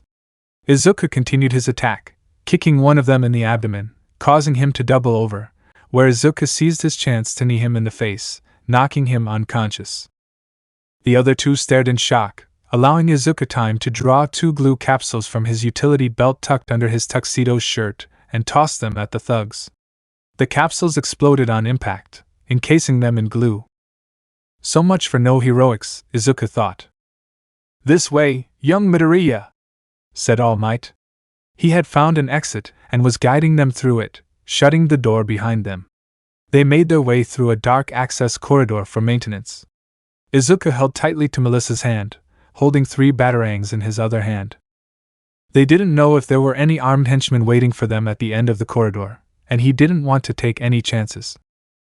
"Stop!" said Melissa, pulling on Izuku. "We have to go back. We have to save my dad." "Out of the question," said Alfred immediately. Our first priority is to your safety, as Master Bruce instructed, young lady. But the Joker will kill him, said Melissa. Not while Bruce is around, said Almight, placing a comforting hand on her shoulder. Trust me, Melissa. If anyone can handle the Joker, it's Bruce. Melissa sniffled, but straightened. A courageous look passed over her face that Izuku recognized all too well. She was frightened for the safety of her father, but knew that he would want her safe first and foremost. For his sake, she would have to be brave. She really is something else, thought Izuku. Let's go, you three, said Alfred. I have called the Batmobile. It should be approaching shortly. If we can make it to the back alley, it should be waiting for us. Why are you doing this? Shouted David hoarsely. The Joker tightened his grip on his throat and pressed the nozzle of his pistol hard into his cheek. Let these people go. I'll pay whatever you want. I don't want your money, said the Joker. I want what I paid for. What are you talking about? Said David. Don't play stupid with me, Davy Pooh, the Joker replied, his sing-songy voice turning to a dangerous tone. You didn't think I gave you all that money and fancy doodads for the sake of charity? Where's the fun in that? You, said David, horrified. You're Jack White? Among other people, said the Joker. Not everyone is who they say they are. You really should be careful who to talk to on the internet, young man. What would your poor mother think? You can't have the device, said David. I won't let you. You seem to think you have a choice in the matter, said Joker. That's hilarious. David scanned the room, looking desperately for his daughter and the others. He only hoped that his daughter was safe. This was all his fault. If it wasn't for his fear and pride, he wouldn't be in this situation, putting all these lives in danger, especially his daughter's. He should have never invented. Let him go, Joker! David looked up to see Bruce breaking through the crowd of armed henchmen. They immediately began to form, but David knew they were no match for Bruce, mowing them down one by one. Oh, said Joker, interested. This rich kitty has claws. Bruce tried to make his way to David, but the Joker fired the gun at his feet. Bruce froze in place as more henchmen encircled them. Bruce stood straight, smoothing out the front of his tuxedo. Let's be reasonable about this, Joker, said Bruce, taking out his pocketbook. I can write all kinds of numbers on this check. Name your price. Joker fired his gun again, knocking the checkbook out of Bruce's hand, who amazingly didn't flinch. What is it with you fat cats trying to throw money at your problems? Said Joker. Talk about ruining the punchline. Then what is it that you want? Said Bruce. Surely we can dash. Joker fired his gun again, this time striking Bruce squarely in the chest, who hit the floor in a crumpled heap. No! Shouted David. Surely we can, said Joker mockingly. Rich people are so boring. But hey, maybe the Grim Reaper takes checks. He reared his head back in maniacal laughter as David watched in horror as the henchmen encircled Bruce's body. Izuku, Melissa, Alfred and All Might continued their way down the corridor. Izuku felt himself growing more and more nervous. He could still hear gunfire from behind them, and he had no idea how close the police were to their location, if they were coming at all. They were almost to the exit leading to the back alleyway. As soon as the others were safe, Izuku was going back for Bruce and David. They stopped abruptly as they heard screaming coming from the end of the hallway. A waitress came running towards them. She looked terrified, mascara streaming down her cheeks from her tears. All Might immediately ran to her, trying to calm her down. It's okay, miss, said All Might. We're not going to hurt you. Tell us what happened, said Alfred. These armed men tried to grab me and put me with the rest of those people, said the woman. I got away, but they almost killed me. She broke into racking sobs, sinking to her knees. You're safe now, miss, said All Might. Come with us and we'll get you out of here. The woman continued to sob for a minute before she took deep breaths, steadying herself. Finally she nodded, sniffling slightly, and stood, following them behind Melissa. They continued to make their way down the hallway, finally coming upon the alleyway exit. Upon opening the door, they were immediately accosted by several armed henchmen. They quickly overpowered them, forcing each of them to their knees. "Look at that, they did come out this way," said one of the henchmen. "Looks like you were right, Harley." Izuku immediately looked back at Melissa. She was the only one of them standing, her hands tied behind her and her mouth bound with a gag. The woman was standing behind her, holding her by the back of the neck. Her frightened demeanor was gone, instead replaced with a cold smile. "Of course they did, you idiot," said the woman. "Mr. J said they would." "Let go of her," said Izuku. The woman kicked him hard in the face. "Shut up, bird boy," she snapped. "Mr. J ain't quite ready for ya yet. So stay put and don't do anything stupid." She pulled out a small device from her pocket and pressed it, causing it to start beeping. "Let's get out of here, girlie. And make sure they don't follow us," she added to her henchmen, walking away with Melissa. Izuku watched them helplessly as they got into a car at the end of the alleyway and drove off. Izuku looked up at the henchmen only to see one of them approach and hit him hard in the face with the butt of his gun. Izuku keeled over, hearing the yells of Alfred and Almight before everything went black. David could hear a faint beeping amidst the chaos. It was coming from the Joker. He had reached into his coat pocket and took out a small device, resembling a pager. He nodded with approval before placing it back in his suit coat. "Looks like we have our prize," said the Joker. He placed the gun back into David's cheek. "And if you want her back, you better have the device ready by sunup." "What are you talking about?" said David. "What did you do?" "All in good time, Davy Wavy," said the Joker, releasing him. A large explosion came from the glass ceiling of the ballroom. David looked up to see a large helicopter hovering over the opening in the glass, a rope ladder dropping down next to the Joker. "Time to fly, boys," said the Joker, taking off with the helicopter, laughing crazily as he climbed higher into the air. David watched as the helicopter carried him away from the ballroom and off into the distance. The henchmen all followed suit, exiting as they had come. Several of the henchmen were still circling around Bruce. David ran towards them in a panic, desperately trying to pull one of them away from him. The henchman knocked David onto his back and pointed his rifle at him. David braced himself for the inevitable. It never came. He gingerly opened his eyes to see all the henchmen were down, unconscious, with Bruce standing over them, holding the henchman that knocked David down by the throat before thrusting his elbow hard into his neck, knocking him unconscious. "Bruce," said David. "I thought you were dead." "Hardly," said Bruce. He pulled open his tuxedo shirt to show he was wearing a Kevlar vest. "Where's Melissa and the others?" said David. Bruce checked his watch, which projected a holographic image. "The Batmobile is still parked out back. They must still be here. Come on." Izuku's head felt like it was splitting open.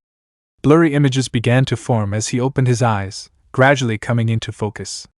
He was back in the Batcave, laying on one of the stretchers in the medical wing. He tried to stand, but something was holding him down. "Don't try to move," said Alfred. "You've suffered a nasty concussion." "Alfred?" said Izuku. He tried to remember what happened as realization dawned on him with sickening horror. "Melissa!"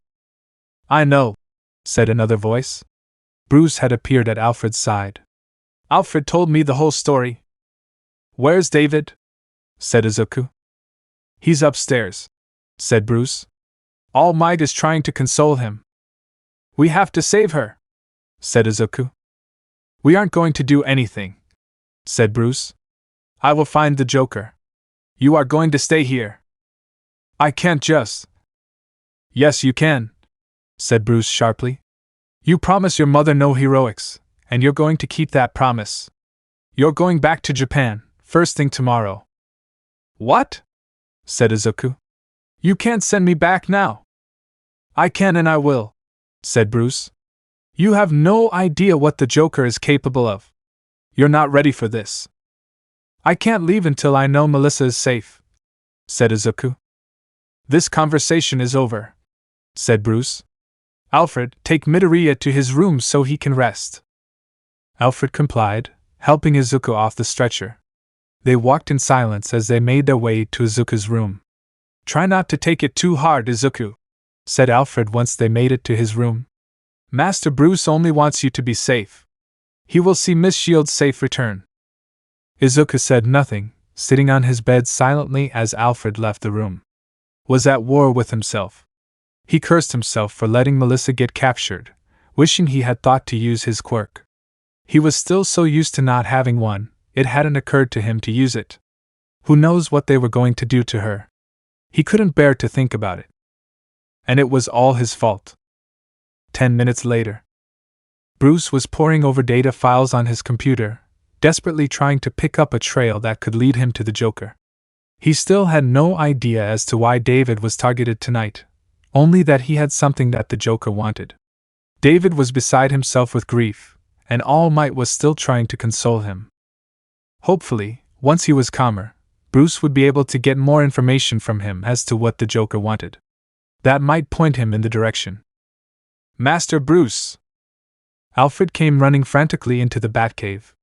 "Master Bruce, Izuku is gone," he said. "What?" said Bruce, alarmed.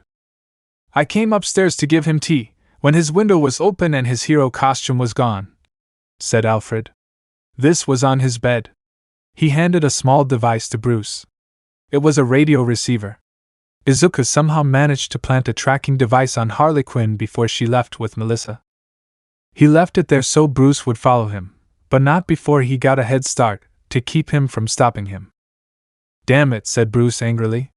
The engines of the Batmobile roared as he quickly donned his cape and cowl and sped off into the distance. Before he could return upstairs, something on Bruce's desk caught his eye. Upon inspecting it, he had to steady himself against the desk for fear of falling over with fright. It was a picture of Izuku from the sports festival, but encircled in a green smiley face, crossed out at his face, reading the words, "You know what happens when you bring friends into this game of ours." Dear God, thought Alfred. Bring him home safely, Master Bruce. Please. Chapter 47, The Red Hood. Izuku stood perched on the edge of a building. He was overlooking what looked to be an abandoned toy factory, using the thermal vision of his cowl to view the interior. He could see a body heat signature in the middle of the old shop floor.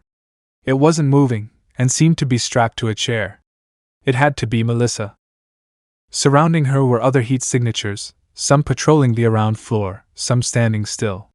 He counted at least 24 men, and upon switching to detective mode and his cowl goggles, he confirmed that each of them were armed. Most of them had guns, some carried blunt instruments or knives. Izuku was thoroughly outnumbered and outgunned. It was an obvious trap, and Izuku intended to spring it. He felt guilty for leaving Wayne Manor after Bruce forbade him to involve himself. He remembered his escapade with the Batmobile when searching for the sludge villain, and was afraid of what Bruce might do to him for disobeying him this time. But seeing how frightened Melissa was when she was taken, and how helpless he was to stop her, he had to do something. He had to save her. Steeling himself, he checked his utility belt and secured his gauntlets at the wrists. They were newly upgraded from Wayne Tech, designed to work with his explosion quirk. But he had to be careful. The events of his clash with the hero killer flashed in his mind. If he used his quirk as an unlicensed hero, he doubted that even Bruce would be able to save him from facing criminal charges. He had to use his quirk as a last resort. Melissa struggled at her restraints. She was surrounded by armed guards, and the woman Harley Quinn was shouting orders to them. From what she had gathered, they were planning to ransom her to her father.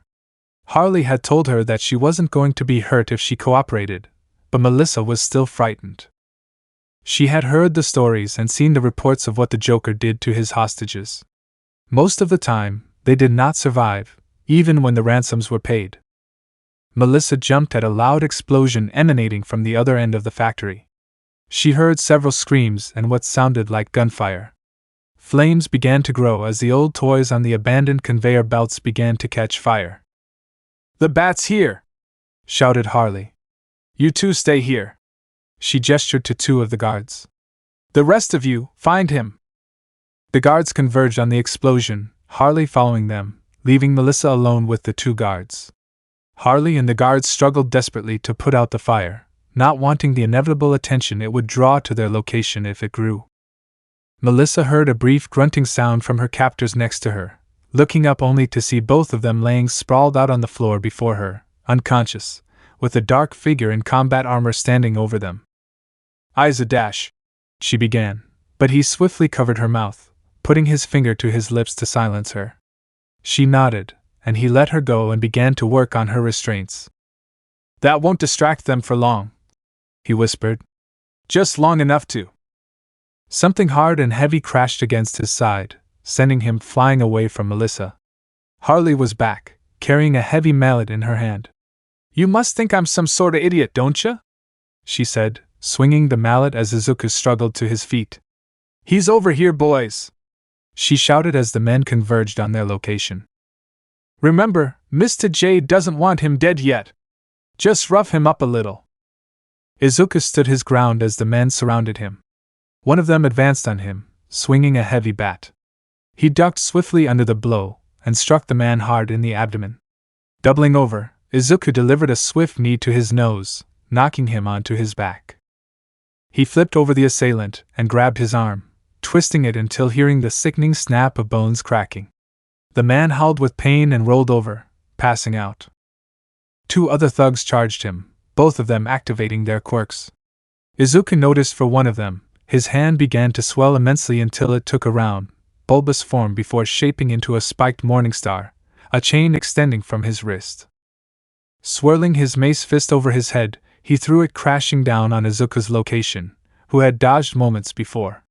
The other appeared to have a shooting-like quirk, shots firing from his fingertips and embedding themselves in the wall behind Izuku as he dodged. Izuku reached into his belt and threw two sticky grenades at the gunman's hands, encasing them in thick glue. "What the hell?" he shouted, trying to free himself, ultimately receiving a hard kick upside the head from Izuku for his lack of awareness, knocking him unconscious. The mace man continued to swing his morning star towards Izuku. After dodging it a second time, the mace embedded itself in the ground, and the man struggled to retrieve it. Izuku seized his chance and threw an explosive batarang at the man. Upon striking his chest, the explosion sent him careening backwards, hitting the wall hard and losing consciousness. "Take it easy on my boys, bird brain," said Harley indignantly. Izuku ignored her, pressing his attack. Three more guards advanced on him. One of them began throwing knives at Izuku, which seemed to form directly from his skin as he threw them. Izuku dodged the knives as the two others attacked him. Izuku analyzed that they were both strength-type quirk users. As they attacked him, Izuku found himself backed against the wall, dodging a punch to his head as his attacker's fist broke through the wall behind him. Izuku rolled between the attackers, placing explosive mines on their backs as he did.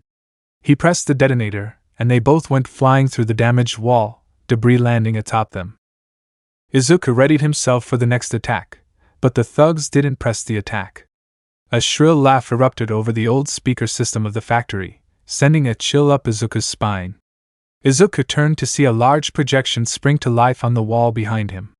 It was the Joker. "Well done, newbie," said the Joker, laughing maniacally.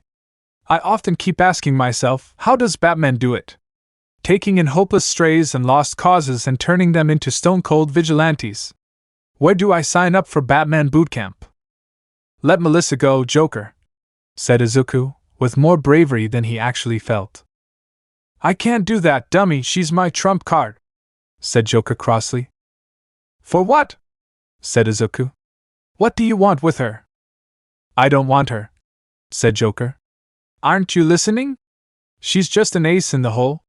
"Sheesh, and I thought all the Robins were smart." "I'm not a Robin," said Izuku. "I should say not," said Joker. "But keep studying and you'll get there, don't you worry." His laughter continued. "You haven't answered my question, Joker," said Izuku. "What do you want?" "Oh, nothing," said Joker. "Millions dead in the streets would be nice if you're offering." "You're insane," said Izuku. "Well, duh," said Joker, contorting his face into a dumb expression. "But to be honest, I really didn't think that you would come here alone tonight. I expected to get to kill you later. But hey, as I always say, a bird in hand is worth two in the blender. Izuku's stomach turned as Joker continued his horrific laughter. His henchman drew closer towards him, but didn't attack. Because you've been such a good boy, he continued. Dear old Uncle Jay is going to give you a taste of tonight's festivities. He reached into his coat and pulled a small remote control, pressing a button on it. The factory seemed to spring to life, and the conveyor belt started moving, carrying a large metal container towards him. Large bangs and crashes came from the container before it came to a stop. Joker pressed another button, and the container opened, and Izuku stepped back in shock at what he saw. At first, he thought it was a Nomu, but it did not have an exposed brain as the others had. Instead, it reminded Izuku of something you would see in a haunted house. A large, grotesque creature with a rippling, misshapen muscular frame. Its eyes glowed blood red and it emitted a guttural, growling roar as it tore itself from the box. Well, kid, it was nice knowing you, said Joker. Who am I kidding? I barely know you. He roared his head back in shrill laughter as the monster ran forward. Izuku steeled himself. His experience with the Nomu told him that he would have to use everything he had against this creature. He had no choice. He would have to. A loud crash sounded above Izuku. He looked up to see that someone had broken through the glass windows above, half expecting it to be Batman, but it was someone he didn't recognize. The intruder hit the ground, gracefully rolling to lessen the impact of his fall. He was wearing a brown leather jacket and bright red helmet, carrying two heavy pistols. Hit the deck, kid! He shouted. Izuku immediately dropped to the floor as the man opened rapid fire from his pistols, mowing down Joker's men effortlessly. The bullets appeared to have no effect on the monster, who kept charging, this time towards the stranger. He leapt out of the way as the monster attempted to grab him, firing his pistol square in the monster's face. The creature roared in pain, slamming into the wall as it continued to run. This attack must have dazed it, as it began to stumble and grasp in front of it, trying to find its quarry. Oh, said the Joker, interested. Enter player 2. Are you gonna lay there all night or are you gonna fight? Said the man to Izuku. He leapt to his feet and launched several explosive blasts from his hands, knocking the monster off its feet. As it struggled, several of the Joker's henchmen rallied and began attacking them. The man met them with equal force, dodging their attacks and knocking them down, only to finish them off with a shot from his guns. The creature roared and struggled to its feet, lunging for Izuku, who used his quirk to launch over the monster's head, blasting it from behind. The creature hollered in pain, trying to grasp through the smoke. It began to charge Izuku, who threw several explosive batarangs at the creature's face, exploding on impact. The creature reared back in pain, clutching its face and grasping forward at Izuku. The man had finished with Joker's henchman and leapt up on the monster's shoulders, placing both pistols on each side of its head and opening fire. The monster's blood and gray matter burst from its skull as it hit the ground hard, and lay still. Well, that was unexpected, said the Joker. Note to self, need stronger test subjects. Well, thank you for being part of this little game. I guess it's time to go. The projection went dark, and the Joker was gone. Come back, you coward! Shouted the man. Mr. J. Wait, said Harley, running towards the projection. The man in the helmet walked forward towards Harley, knocking her down and placing his gun on her forehead. Where is he hiding, Quinn? He said dangerously. Answer me. What makes you think I'll? She was interrupted by a blast from his gun, just to the left of her head. She recoiled from the sound, screaming and clutching her ears. The next one goes in your brain, Quinn, said the man. Joker doesn't care if you live or die. You may as well answer my questions. He loves me, said Harley indignantly. The man backhanded her across the face with his pistol, causing her face to bleed.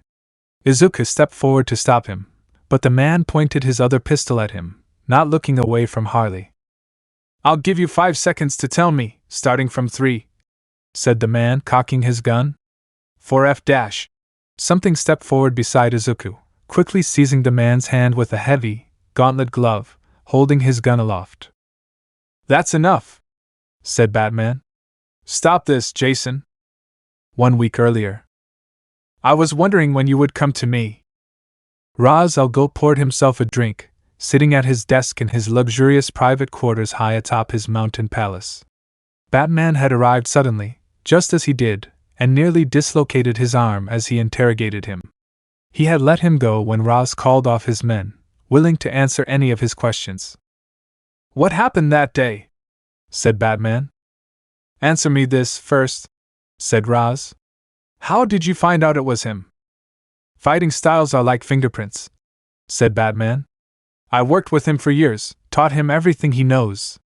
He has adapted to incorporate various weapons and firearms, but after observing surveillance recordings of him is what aroused my suspicions. Upon examining the forensic report from the Roman Siona's murder, a blood sample was found that did not match Siona's or any of his men. After running it against his medical records, my suspicions were confirmed. The Red Hood is Jason Todd. Very good, detective, said Ra's al Ghul. But how do you know I am involved? When I exhumed his body, I discovered it wasn't his body at all, said Batman. A well-made mannequin made of high-end latex, made to look like him. I admit, it was careless of me not to see it before. Only you could have had the motive and means to replace his body with a fake. Precisely, said Ra's al Ghul. Truly, the world's greatest detective does it again. Don't test me, Ra's, said Batman dangerously. Tell me what I want to know. Apologies, said Ra's al Ghul. You remember our last encounter? You wanted to blow up banks. True if inelegant, said Ra's al Ghul. I was close to toppling the economy in Europe. But you were on to me. I sought a distraction, so I hired the Joker. It was to appear that you stumbled upon him by accident in Bosnia. It was intended to be a wild goose chase. But I overestimated my ability to control the clown, and underestimated his madness. His capture and murder of Robin was not my design. You were not the only one working to find the boy. But he was already dead before we had reached him. It was my greatest regret, and my greatest shame. You've never shied away from killing before, said Batman. True, but always with a purpose, said Ra's al Ghul. This was senseless. An unnecessary casualty. As penance, I sought to never make war with you again. What about the hero killer? Said Batman. He was never truly one of us, replied Ra's al Ghul. He left us of his own volition to pursue his mission. Crossing paths with your new ward was simply happenstance. In addition to this truce, I also sought to rectify what had happened. Rectify? Yes, said Ra's al Ghul. I had hoped to return to you what you had lost. Before you could reach the boy, we replaced him with the mannequin, and took him to the Lazarus pit. As you know, its rejuvenating waters have allowed me to walk this world for 6 centuries. It was rumored that it could even achieve a greater feat, raising the dead. I was confident you would not perform an autopsy on your boy, and even if you did, we would still have the time to bring him back. But the plan had unfortunate results. It had restored his life, but he had returned to this world damaged. Batman clenched his fist tightly, but said nothing. All of this had happened to his ward, his son, right under his nose. If he had bothered to check the body before burying it, he would have known that it wasn't flesh. He was beset with grief, but it was stupid. Stupid and careless. He had escaped us immediately after the ritual. Ra's al Ghul continued. My army searched for months, but we were never able to recover a body, or pick up a trail. I thought him dead yet again. He stood from his desk, turning away from Batman, looking out the window. But I have returned your son to you as a blight upon your house. He burns the very kingdom you dash. He turned back to face Batman, but he was gone. He took a deep sigh, returning to his desk. Good luck, detective. So you figured it out, old man? Said Jason, pulling away from Batman. I suppose Ra's spilled his guts too. Izuku was shocked, looking back and forth between the two men. He could hardly believe his eyes. He was staring at his predecessor, the deceased Jason Todd. Batman's face continued to remain passive, and Jason's expression could not be read with his red mask, but the anger and hatred in his voice was palpable. Why didn't you come back to me? Said Batman. Why would I? Jason spat back. The Joker had kept me in that warehouse for months, torturing me and turning me against you. Did you even try to look for me? Of course I did, said Batman. I never stopped looking. The Joker sent me the video. I watched you die. And the League of Shadows was still able to get to me before you, said Jason. I can help you, Jason, said Batman.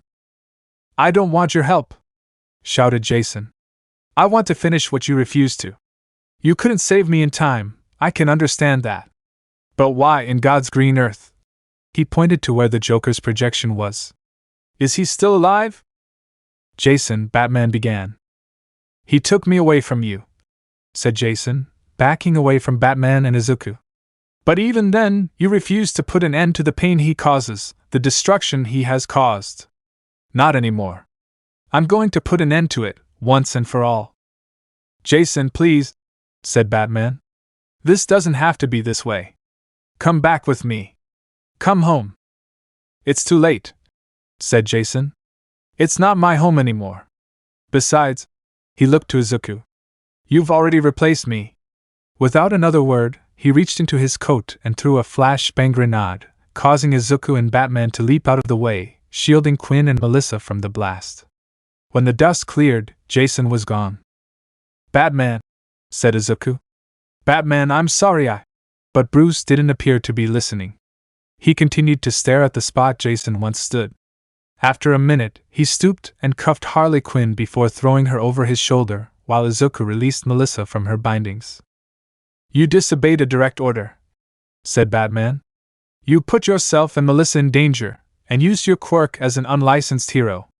The Batmobile is waiting outside. Get Melissa back to the Batcave. Now. Chapter 48, Project Titan. What does Joker want with David's shield, Quinn? Harley Quinn was knocked unconscious from the grenade detonated by the man in the red hood. When she finally came to, she was suspended upside down over inside an elevator shaft, face to face with the Batman. I ain't talking, Bat, said Quinn. Tonight is not a good night to test me, Quinn, said Batman dangerously. Do yourself a favor and tell me what I want to know. You'll never get nothing out of me, B-Man, said Quinn defiantly. The Joker left you for dead, said Batman. If I hadn't gotten there in time, the Red Hood would have scattered your brains across the floor, and the Joker would be looking for a new sidekick. Shut your face, B-Man, said Quinn angrily. He loves me. He would do anything for me. Then where is he now, you little fool? Said Batman. You're going back to Arkham, but first you're going to tell me what you know. Shut up, she said. I'll never betray Mr. J. Shield's gonna give him what he wants, and the Titan formula's gonna be perfect, then we'll. She stopped, her eyes wide. Thanks, Quinn, said Batman, turning to leave. Hey!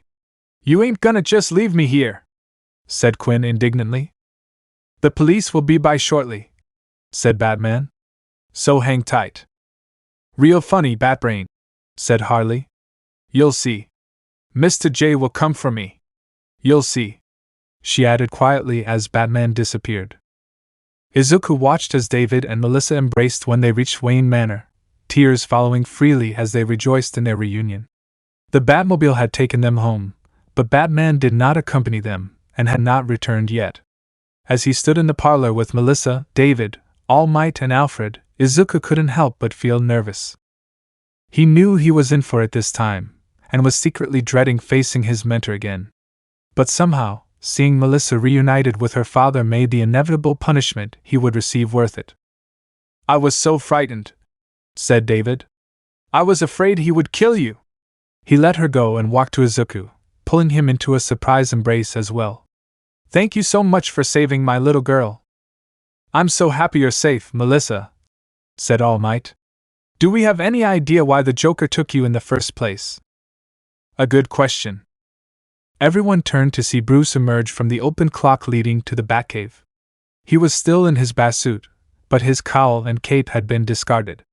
It's because he's been working with the Joker, said Bruce. What? Said All Might. What's he talking about, David?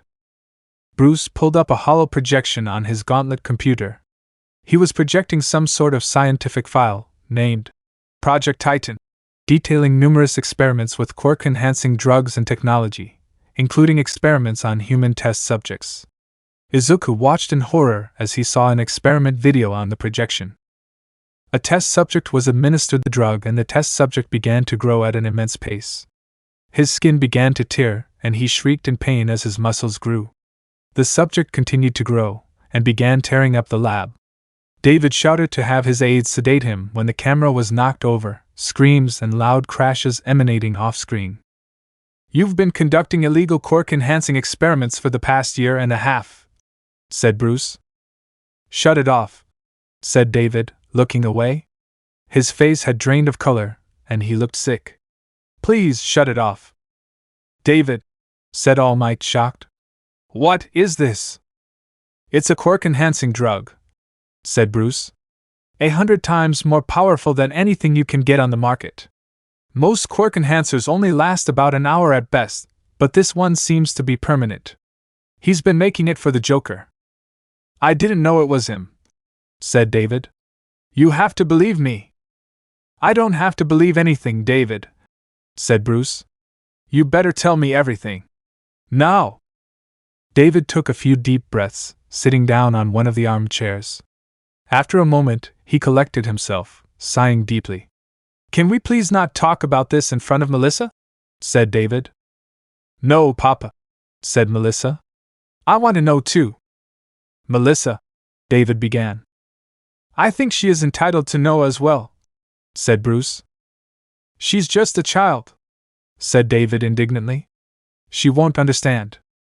"She was kidnapped tonight due to your mistakes," Bruce shot back. "And from what I have seen of her, she's smart enough and old enough to make her own choices. She deserves to know." "I agree, David," said Almight.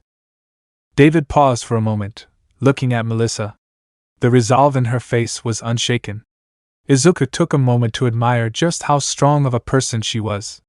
Not many people her age, not many people at all, for that matter, would be in any reasonable state after surviving an ordeal that she had experienced. After a minute, David nodded in resignation. "It all started when you told me that you were losing your powers, Almight," said David. "I couldn't accept it. The thought frightened me to my core. You are the #1 hero, the symbol of peace. If it wasn't for you, Japan would still be infested with villains and criminals as it was in the old days. For you to lose your power would bring untold catastrophe. A vacuum of power that would devastate the country. There are other heroes, other generations that would fill the gap, David," said Almight. "But none like you," said David. "The world needs you, Almight. So I worked tirelessly, obsessively, trying to find a cure for your condition, to enhance your powers so you could continue as the symbol of peace indefinitely. But even with the technology available to me at Island, I hit a wall. Nothing was working, and I had exhausted every legal avenue I could think of." David looked away ashamedly. "That's when he contacted me," David continued.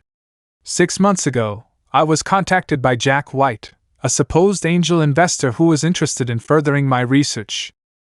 One of Joker's oldest aliases," said Bruce. "I didn't know it at the time," said David. "He said that he believed in what I was trying to do, that the world needed Almight now more than ever. He had deep pockets, and said he would fund my project, that he had access to technology unavailable to the current market. I was desperate, so I didn't ask questions. I figured the end justifies the means, if it meant getting you back to your full strength, Almight. Those funds and technology were all stolen," said Bruce. "Commissioner Gordon provided me with a damaged laptop from the fire at Siona's building. Black Mask was supplying Joker with illegal technology, and sending it directly to you for your experiments." "Oh my God!" said David, shocked. "I had no idea." "How could you do this?" said Almight. "What's more, you experiment on human test subjects. That's horrible, David." "They were volunteers," said David. "It was supposed to be safe. But then," he paused, wiping away tears from his eyes, "the experiments started to go awry. The formula increased the subject's quirk, strength, and durability immensely, but at a severe cost, as you saw. Most of them were hospitalized, and others became monsters. You mean that thing at the warehouse? Said Izuku. That was created by you. How could you do this, Papa? Said Melissa angrily. The monster could have killed Izuku. What? What are you talking about? Said David, confused. The Joker unleashed a monstrous creature on Izuku and the Red Hood, said Bruce. Who is the Red Hood? Asked Almight. When I interrogated Harley Quinn, she mentioned the Titan formula, said Bruce, ignoring All Might's question. I hacked into your personal files on your computer on an island remotely, and managed to uncover your research notes. The monster from the warehouse matched the description of the monsters that were created in your experiments. My God, said David, a horrified expression breaking across his face. He's already using the formula. What was the device that he wanted? Said Bruce. The formula is still unstable, said David. I created a device that was meant to stabilize the transformation process. If the device is not used, and the antiserum is not administered, the formula will destroy the host's body. So there is a cure, said All Might. Yes, said David. In case the serum ever got out of control. Where is the device now? Said Batman. As soon as Melissa was taken, I contacted my lab aides at Island to send it here, said David. It'll be here by morning. We can't let Joker get his hands on it, said All Might. Bruce, All Might, said David somberly. Melissa, I'm so sorry. I never meant for this to happen. I just wanted to help. Your intentions aside, what you did is inexcusable, said Bruce, standing. Bruce, said All Might. He's right, All Might, said David. I caused all of this. When this is over, you're to make a full confession to the proper authorities, said Bruce. But that will mean an end to everything he's worked for, said Melissa. We'll have to leave the island. It's okay, Melissa, said David. I understand, Bruce. I want to make this right. What do we do? Asked All Might. When the device gets here, you need to destroy it, said Bruce. David, you need to make as much of that antiserum as possible. Use the laboratory in the Batcave. I'll provide you with everything you need. Right, said David. What about us? Said Izuku. We want to help, said Melissa. You are going to stay with your father, said Bruce. In the Batcave, where it's safe. As for you, he pointed to Izuku, giving him a glare that sent a chill down his spine. You're under house arrest. What? Said Izuku. What does that mean? It means that if you leave this house again, then I will send your ass back to Japan, and when you get there, I will withdraw my sponsorship of you, and see to it that you are expelled from UA High, said Bruce. Master Bruce, said Alfred. You can't be serious, said Izuku incredulously. Dead serious, said Bruce. Bruce, isn't that a little dash? All Might began, but Bruce shot him a look that would make statues crumble, and he fell silent. Bruce turned back to Izuku. Make sure Melissa stays safe, said Bruce dangerously. And don't leave this house again. Without another word, Bruce put his cape and cowl back on, walking back down to the Batcave. A moment later, the Batmobile roared to life before fading into the distance as it drove off. The Batmobile roared as it sped down the deserted streets of Gotham City. It was still several hours before morning, but Batman did not want to waste time. For every second that passed, the Joker's trail grew colder. He was going to search some of his known hideouts, to see if there was any clue to where he was now. The phone connecting to the Batcave back at the Manor began to ring. What is it, Alfred? Said Bruce, answering it. Master Bruce, I just wanted to let you know that Master Shield has begun work on manufacturing the antiserum, said Alfred. He should have a viable solution in a matter of hours. Very good, Alfred, said Bruce. And? I feel that you were too hard on Master Midoriya, said Alfred. Not now, Alfred, said Bruce. Sir, I know that he disobeyed you, said Alfred. But expelling him from UA will not dash. He more than disobeyed me, said Bruce. He ran headlong into danger against the Joker without a plan, and nearly got himself killed. Sir, I know that this isn't about Midoriya, said Alfred. This is about Jason. I don't have time for this, Alfred, said Bruce, annoyed. I mean it, Bruce, said Alfred sternly. You cannot blame yourself for what happened. It wasn't your fault. I did this to him, said Bruce. I was the one who brought him into this life. I was the one who trained him.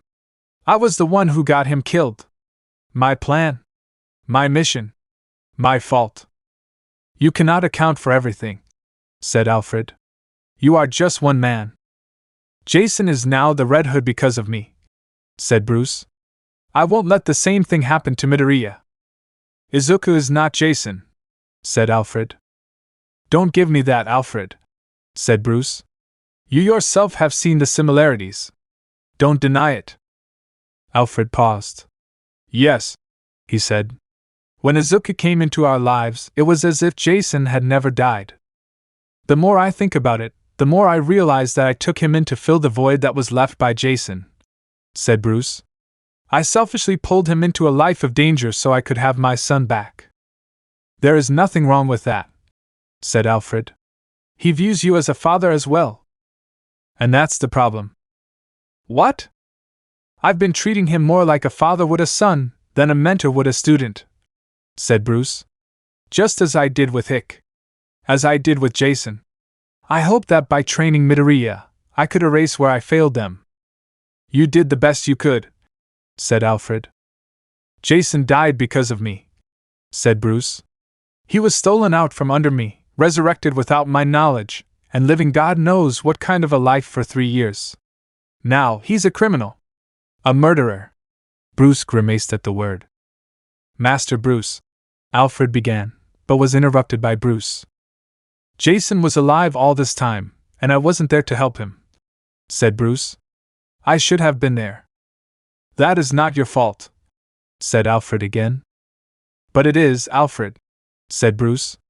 And so is what has happened to Midoriya. His mother was right. I promised him he would become a hero, but for all my work I have only painted a target on his back, and led him down a path of blood. Bruce, please, said Alfred. Let me know when the antiserum is ready, said Bruce, disconnecting the call. Alfred leaned back in the chair in front of the Bat computer, his hand covering his eyes. Behind him, unbeknownst to him, stood the sickly thin personage of Almight, hiding behind one of the support pillars of the Batcave. His heart was beating quickly and he was struggling to control his breathing, shaken to his core over what he had just heard. He had come to speak with Alfred, and had not intended to overhear his conversation with Bruce. But now it was all becoming clear why Bruce was so upset. Young Midoriya's behavior, this mysterious Red Hood that he had mentioned, and why he was so quick to dodge his question during their conversation. He still could scarcely believe it was possible. Jason Todd is alive. It was clear to All Might in that moment what he had been denying ever since his fight with All for One. He had never felt as lost, so helpless, as he did in that very moment. Chapter 49 Clash of the Titans. The roaring engines of the Batmobile died to a still idle as it stopped outside the old Ace Chemicals building. Ace Chemicals had been in Gotham for decades, and had long been associated with criminal ties, being a known hotspot for the trafficking of illegal and illicit materials. Bruce Wayne had petitioned to dismantle the company for years, and had even made attempts to purchase it, but was refused each time by their board of directors. The company was nothing if not resilient. Batman used his grapple gun to enter the building through the access door on the roof. As he made his way down to the main factory, where they housed the large chemical vats, he was unwillingly filled with a sense of nostalgia. It had been years since he had been in this building, but he could still remember that fateful day, an APB over the police scanner about intruders. They were attempting to gain access to the playing card company that was next to it. 2 well-known criminals, and 1 rookie in a red-domed helmet and tuxedo. The 2 criminals were gunned down by security, but they were the lucky ones. Despite his attempts to save him, the hooded criminal fell into the toxic vats below. "Fun memories at Batsy?" came a voice from above him. Batman immediately drew a batarang from his belt, looking to the source of the voice. The Joker was on one of the platforms above him. Batman threw his batarang, but the Joker simply ducked beneath it as it crashed through the window behind him and flew off into the distance. "Easy, Batman! I just got my hair cut." The Joker erupted in laughter. "It's over, Joker," said Batman. "S.H.I.E.L.D. is making an antiserum to the Titan formula as we speak, and you're going back to Arkham." "Blah blah blah," said Joker, forming a talking mouth with his hand and mimicking Batman's speech. "I swear, Batsy, every time you get a new boy wonder, you spend less and less time with me. I mean, really, do I have to send another one to the farm before you'll finally get the picture that you shouldn't be keeping pets around?" Batman used the grapple gun to launch himself upwards, colliding with the Joker and crashing out of the window. The Joker continued his maniacal laughter as he and Batman plummeted to the ground, hitting it hard. Batman stood, grabbing Joker by the shirt and landing blow after blow across his face. The Joker's laughter just grew with each hit. "Why are you targeting Midoriya?" shouted Batman between blows. "Because it's fun," said the Joker, spitting blood on the ground beneath him. Batman picked him up and threw the Joker into the wall of the building, punching him hard in the solar plexus, chest and face before throwing him back to the ground. "That's it," said Joker, trying to crawl away. "Get mad! Get angry! Knock me off! Put an end to this once and for all! Here, I'll give you this one for free!" He shakily rose to his feet and stuck his chin out invitingly. Batman heard a familiar sickening crack as his fist connected against the Joker's protruding chin, sending him down to the ground. The Joker's laughs continued, albeit weaker than they were before. Batman grabbed him by his throat and raised him up off his feet. "Tell me where the Titan formula is! Now!" shouted Batman. "Better yet, Bats, I'll just give it to you!" choked the Joker. Faster than lightning, he jammed a syringe in Batman's outstretched arm. Batman roared with pain before dropping the Joker, pulling the syringe from his arm. Immediately Batman began to swoon, his vision doubling. He dropped to his knee, failing to keep himself upright. "What's wrong?" said Joker, kicking him hard in the face. "Looks like something's not agreeing with you." "You won't win," said Batman. He felt as if his body was on fire. He could already feel a change come over him as his muscle fibers began to twitch and grow. "I've already won, Bats," said Joker. "Without Davy Pooh's device to stabilize the formula, and no antiserum to boot, I'm afraid you'll soon just be another pawn in Joker's army. But hey, it's not so bad. After all, you'll get to experience firsthand the joys of leveling Gotham to a craterous ash pile. Won't that be fun? But make sure you save some innocent lives for your brothers and sisters." The Joker protruded what looked to be a remote detonator, pressing a red button in the center. Explosions formed all around them, Batman watching in horror as several buildings began to crumble. An armored car drove up beside them as several armed thugs opened the back door, and the Joker climbed in. "I'd love to stay and see what happens next, Batman," he said.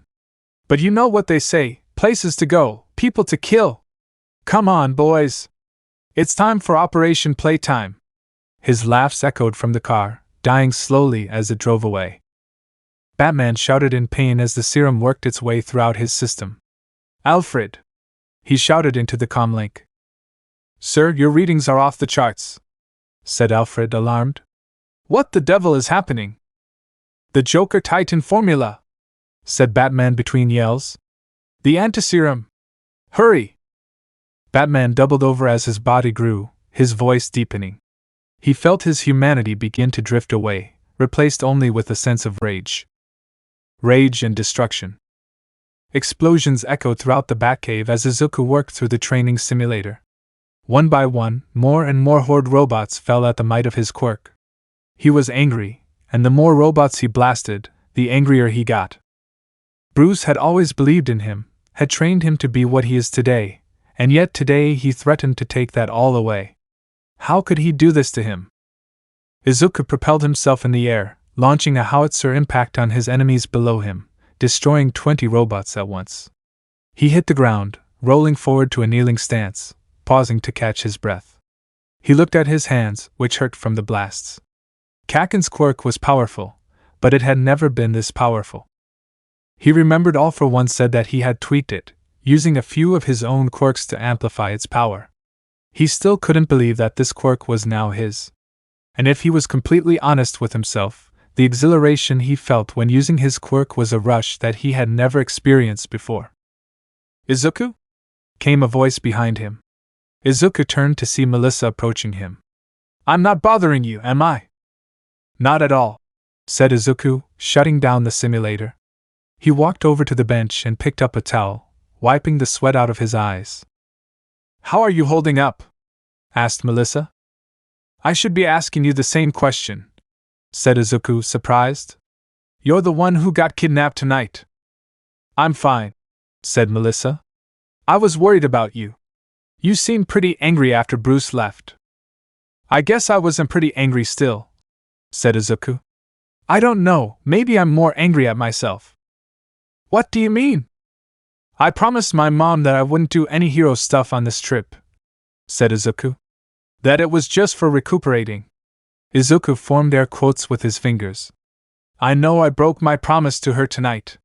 But when you were taken, I just couldn't, I wasn't." Izuku paused, trying to formulate what he was trying to say. "I know how scary it can be to be kidnapped by a villain. I just didn't want the same thing to happen to you." Melissa said nothing, sitting next to Izuku, placing her hand on his hand. Izuku blushed slightly at this forward gesture. "You saved me, Izuku," said Melissa. "Papa and I will always be thankful to you for that. I'm sure that Bruce is proud of you as well." "I don't know about that," said Izuku. "I do," said Melissa. "Grown-ups are a lot like kids in many ways. The difference is they have to look like they have all the answers so we don't feel afraid. But I think they feel just as afraid as we do. I think that's why Bruce was so hard on you. He was afraid you would get hurt." "You think so?" said Izuku. "I do," Melissa replied. Izuku knew deep down she was right. The more he got to know her, the more he was amazed by her. She was so brave, smart, and wise, stronger than Izuku would have ever guessed. "Young Midoriya!" Izuku immediately recognized All Might's deep voice. He was running frantically over towards them, a coughing fit overcoming him once he reached them. They waited patiently as his breathing steadied. "Midoriya, something's happened," said All Might. "On the news, quick!" Izuku watched in horror as the news report unfurled before him. A helicopter flew high above the city as dozens of the Titan monsters rampaged down below, destroying everything in their terrible wake. Buildings were knocked down, cars were destroyed, and people were killed left and right. "My God!" said David, horrified. "This is all my fault." "What happened to Bruce?" said Izuku. "We lost contact with him," said Alfred. "Before we lost connection, the biometric readings in the bat suit were unfathomable. It was as if he was—" Alfred paused. "Undergoing a metamorphosis." "You don't think?" said All Might, though he knew the answer already. "It's a distinct possibility," said Alfred. "What about the antiserum?" said Melissa. "The first viable solution is ready," said David. "But it will take more time to produce more." "We have to take the antiserum to Bruce," said Izuku. "We have to save him." "I've already contacted Master Hick," said Alfred. "But he is in Bloodhaven, and it will take the Batwing time to get him here." "We don't have that kind of time," said Izuku. "I'll go." "Young Midoriya," said All Might. "Izuku, you will do no such thing," said Alfred. "Master Bruce specifically." "Bruce has been turned into a monster," said Izuku. "I don't care if it does get me expelled. Bruce took a chance on me and made me what I am today. Bruce is—" He paused, his voice choking, looking up pleadingly into Alfred's kind eyes. "He's more of a father to me than anyone has ever been. I have to save him. Please." Alfred took a deep breath. "All right," he said. The Joker and his men drove the armored van through the chaotic streets of Gotham as the Titan monsters wreaked havoc around them. The Joker's laugh seemed to permeate even the deafening noise of the destruction. "Go, my pretties!" he shouted to the beasts. "Destroy to your heart's content!" Suddenly, something struck the side of the van, causing the driver to swerve slightly. "Boss!" said the driver. "Someone's shooting at us." "Oh?" said Joker, coming up to the front and looking out the passenger window. The man in the red hood from the toy factory was back, sidling up to them on his motorcycle, carrying a large grenade launcher in his free hand. "It's the Red Hood," said the driver. "Oh, for Pete's sake, they'll give that name to anyone these days," said the Joker, rolling his eyes. "Back in my day it was classy, more flashy maitre d' than motorcycle fetish, these kids today." He grabbed the driver hard by the ear, causing him to yell out. "Will you be a good little boy and run him off the goddamn road?" The driver complied, trying to ram the side of the van into the Red Hood, but their assailant decelerated his motorcycle, causing the van to glance off a pillar from the side of a damaged building. "Do I have to do everything myself?" shouted the Joker, drawing a gun and shooting the driver in the head. As the car swerved, the Joker finagled the door open and kicked the dead driver onto the street, taking control of the out-of-control car. The Red Hood was upon them again, and the Joker fired his gun out the passenger window at him, causing him to duck and swerve out of the way. The Red Hood sped up, getting in front of the speeding van, firing the grenade launcher square beneath the bottom frame of the van, the resulting explosion upending the vehicle, causing it to capsize and come to a crashing stop. The Red Hood stopped, walking towards the wrecked van. The Joker pulled himself out of the wreckage through the driver window, laughing softly to himself as he rolled onto his back once free. The Red Hood stood over him, grabbing him by the shirt and punching him hard, knocking him unconscious.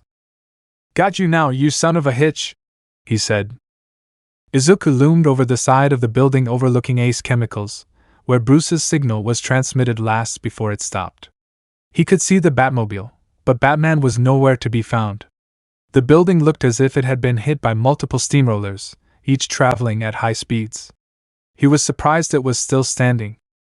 He looked down in horror at the devastation around him as the Titan monsters made short work of the city.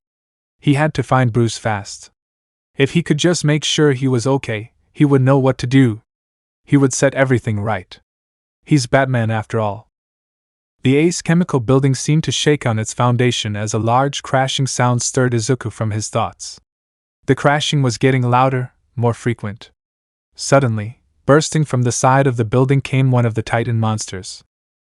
Izuku blanched in shock as he realized, to his horror, that the monster was still wearing a shredded but familiar black, pointed cowl. "Bruce!" Izuku whispered. The monster that was his mentor continued his destructive attack on the building. Izuku privately gave thanks to whatever gods were listening that the building was unoccupied. He clutched the pouch of his utility belt containing the serum. If he didn't hurry, the effects of the serum would tear Bruce's DNA apart. He had to get close enough to administer it, but he only had one shot of this. Any slip up, and he would be torn to pieces. Izuku leapt down from the building above, using his quirk to propel him towards Bruce. If he could get close enough without alerting him, he could administer the antiserum and... The monster reached behind him, grabbing onto Izuku with a large hand as if he was a wooden stick. The monster roared in his face and threw him back towards the building, causing Izuku to crash through the glass siding, hitting the ground hard inside an empty office. The wind was knocked out of him. He struggled to his feet just as the monster burst through the wall. "Bruce!" shouted Izuku, throwing batarangs at the monster. "You have to stop! Come back to us!" Bruce charged Izuku again, who used his quirk to simultaneously dodge the charge and blast Bruce in the face, stunning him. Izuku used his quirk to correct himself in midair, landing on Bruce's large, misshapen back. He drew the syringe from his utility belt, but a monstrous hand swatted Izuku off, knocking him aloft and causing him to hit the ground hard. Izuku was dazed slightly, realizing that he dropped the vial. He had to find it quick before. A giant foot tried to stomp on him, but Izuku rolled out of the way just in time. Izuku cupped his hands together, causing a blast of light from his hand, striking the monster Bruce square in the face. "Stun grenade!" shouted Izuku. This was one of Kaken's signature moves. He'd seen him practice it all the time when they were kids. Bruce clutched his face, stumbling and grasping blindly. Izuku crawled along the floor, looking for the vial of antiserum. He used his cowl vision to scan the area around him. If it was destroyed, there'd be no way he could have another one ready in time. His cowl vision alerted him that his target was within range. He found the vial under one of the office desks a few feet away. He would reach it in seconds. Hopefully Bruce was still. Something grabbed him by the leg and was pulling him away from the vial. Bruce regained his composure and grabbed hold of him, hoisting him upward. Izuku used his quirk and tried to blast Bruce in the face again, but this time he shielded his eyes and threw Izuku hard against the ground. Izuku lay motionless as the monster loomed over him. He didn't know how much more of this he could take, and Bruce seemed to be getting stronger, more vicious. His vision was blurry as he looked at the vial, still in its location underneath the desk. Izuku had no choice. It was time for his ace in the hole. He pressed a few buttons on his gauntlet computer and quickly rolled out of the way. Bruce turned as a light from outside the building began to shine on him. The sound of a roaring engine drew closer as the Batmobile burst through the open wall and plowed right into Bruce, forcing him back several meters through several walls in the building. The Batmobile engines died, and Bruce struggled to get up. Izuku seized his chance, grabbing the vial and lunging onto Bruce's back, plunging the syringe into his exposed neck. Bruce roared in pain, throwing Izuku off, but the vial had already been administered. Bruce's roars dwindled, and he stumbled as he struggled to stay upright. His misshapen muscles began to shrink, his voice slowly turning from the guttural growl back to normal. Soon, the monster Izuku fought was no more, and a restored Bruce Wayne lay motionless on the floor. "Bruce," said Izuku, rushing to his mentor's side, trying to wake him. "Bruce, can you hear me? Wake up!" After a minute, Bruce emitted a small groan, struggling to lift his head. Izuku rolled him over. Bruce's eyes opened slightly, eyeing his protege before him. "Thought I told you stay in the mansion," he said weakly. "Yeah, well, you can expel me later," said Izuku. "Alfred?" Izuku spoke into his comlink. "Master Midoriya, thank God," said Alfred. "Did you find Master Bruce?" "He's safe," said Izuku. "We're heading back now." Izuku heard an explosion from the other end of the comlink. "Alfred?" he said, concerned. "Alfred, what's happening?" "Good Lord!" shouted Alfred, the comlink going dead.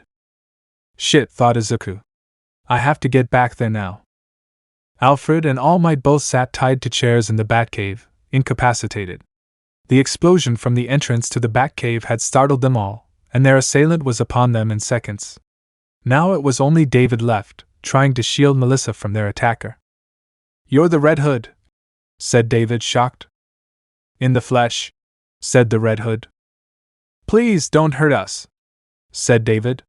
"Take me if you want, but don't hurt my daughter." The Red Hood leapt forward and struck David across the face, knocking him to the ground. "I don't want her, you idiot," he said. "You're the cause of all this. Everything that has happened tonight is your fault. You're going to burn for this. One way or another." "Jason, stop this!" shouted Alfred. "Listen to him, son," said Almight. "You don't want to do this." "Shut up!" shouted the Red Hood. "This is his doing. He was working with the Joker. People have died because of him. Now they're both going to pay for what they've." A large explosion erupted from beside him, sending the Red Hood careening towards the Bat computer, smashing into it before hitting the ground hard. Melissa was standing over her father, the gauntlet on her hand, smoking. "Don't come near him!" she shouted. "Don't make me hurt you, little girl," said the Red Hood, standing and walking towards them. "It would make all the effort I went through saving you a waste." Melissa launched another blast, but the Red Hood was ready. Deftly sidestepping the blast, he grabbed Melissa's gauntlet hand and thrust the side of his hand hard onto her neck, knocking her unconscious. "Melissa!" shouted David. "She'll be fine," said the Red Hood. "I can't say the same for you." "Jason, please," said Alfred. This isn't like you. The Jason Todd I know would never have. The Jason Todd you know is dead, Alfred, shouted the Red Hood. As will all of Gotham's criminals soon enough. He threw down a flashbang grenade, causing Almight and Alfred to avert their eyes. When the effects of the grenade had dissipated, both the Red Hood and David were gone. Alfred! Almight! Bruce and Izuku came running down the broken stairs leading to the Batcave. They quickly untied them, and Izuku rushed to Melissa's side. Alfred approached her and placed his hand upon her neck, which glowed a faint blue. He kept it there for a moment before taking it away. She'll be all right, said Alfred. But we must get her out of here. What happened? Said Bruce. It's Jason, said All Might. He took David. What? It's true, sir, said Alfred, hanging his head in shame. I'm sorry, I couldn't stop him. It's not your fault, Alfred, said Bruce. I should have known this would happen. What do we do? Said Izuku. Bruce eyed him curiously, and only then did Izuku realize that he had broken his promise to Bruce yet again. Look, Izuku said nervously. I know you said not to leave the house, but I dash. Bruce held up a hand, silencing him. It's a hero's job to do what is right, he said. Even if that means that some promises get broken in the process. The night isn't over. We still have to stop the Joker and Jason. So not fired? Asked Izuku. Not fired, said Bruce. Chapter 50 Jason Todd. David struggled in vain as he was dragged across the cold cement floor.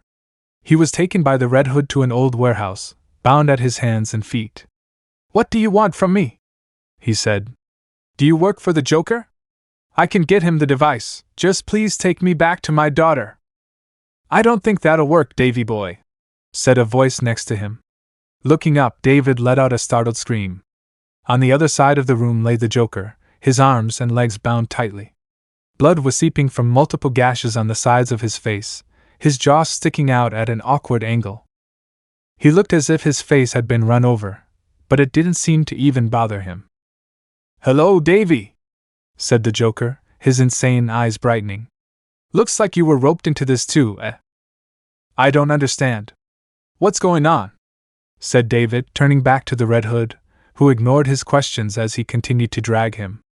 With a mighty heave, he lifted David and threw him hard down onto a large desk, knocking the wind out of him. The Red Hood then lifted David's head, showing him the news reporting on the Titan monsters that were destroying the city. You caused this, Shield, said the Red Hood. All the buildings destroyed, all the lives lost, it's all your fault. David was abruptly thrown to the floor, hitting his head on the concrete. He could feel blood seeping from an open gash on his forehead. I didn't mean for this to happen, said David, tears mixed with blood streaming down his face. I only wanted to save All Might. Oh, Davy Pooh, you should know now that good intentions kill more people than I do, said the Joker. The Red Hood kicked him hard in the face, knocking him over onto his back. He kneeled onto the Joker's neck, drawing a gun and placing it against his head. I'd choose your last words very carefully, clown, he said dangerously. Party pooper, said the Joker, choking. The Red Hood stood and walked to the other side of the room. He began shuffling through a pile of old tools from a utility closet. If you are going to kill me, so be it. But I have to know, said David. Is what Alfred said true? Are you really him? Oh, a mystery? Said the Joker. I hate mysteries. Who is this mysterious Red Hood? Tell me, who is it? Someone you helped create, said the Red Hood without turning. That sounds cryptic, said the Joker. But interesting. Tell me more. We're going to have a little fun first, said the Red Hood, turning back to him. He was carrying a large, heavy crowbar. The Joker swallowed hard. I think he's talking to you, Davy. David watched in horror as the Red Hood beat the Joker with the crowbar. Try as he might, he could not block out his maniacal laughter that came with each sickening and crushing blow. Izuku stared at the holographic projection of Gotham City before him, placed on the conference table in the Batcave war room. Surrounding the table with him was Batman, All Might, Nightwing, Barbara, Alfred, and Melissa. Several parts of the blue projection of the city was lit up with red. "These are where the Titan monsters are currently attacking the city," said Batman, pointing to the lights. "I have rallied several hero agencies around Gotham, and they are working on subduing the creatures. Thanks to David, we have a working antiserum, and Lucius is attempting to mass-produce samples now, but it will take time. We still don't know where the Joker is, or where Jason took David," said Almight. "We're working on that," said Barbara. "I've been working with an algorithm that could potentially track their location, but I'll need more data." "That's where you two come in," said Batman, gesturing to Nightwing and Izuku. "I've marked several points of contact in the Batcomputer's GPS where the Red Hood has shown the most activity. Nightwing, you're going to take the locations in Maigani Island. Deku will take Founders Island." "What are you going to do?" said Nightwing.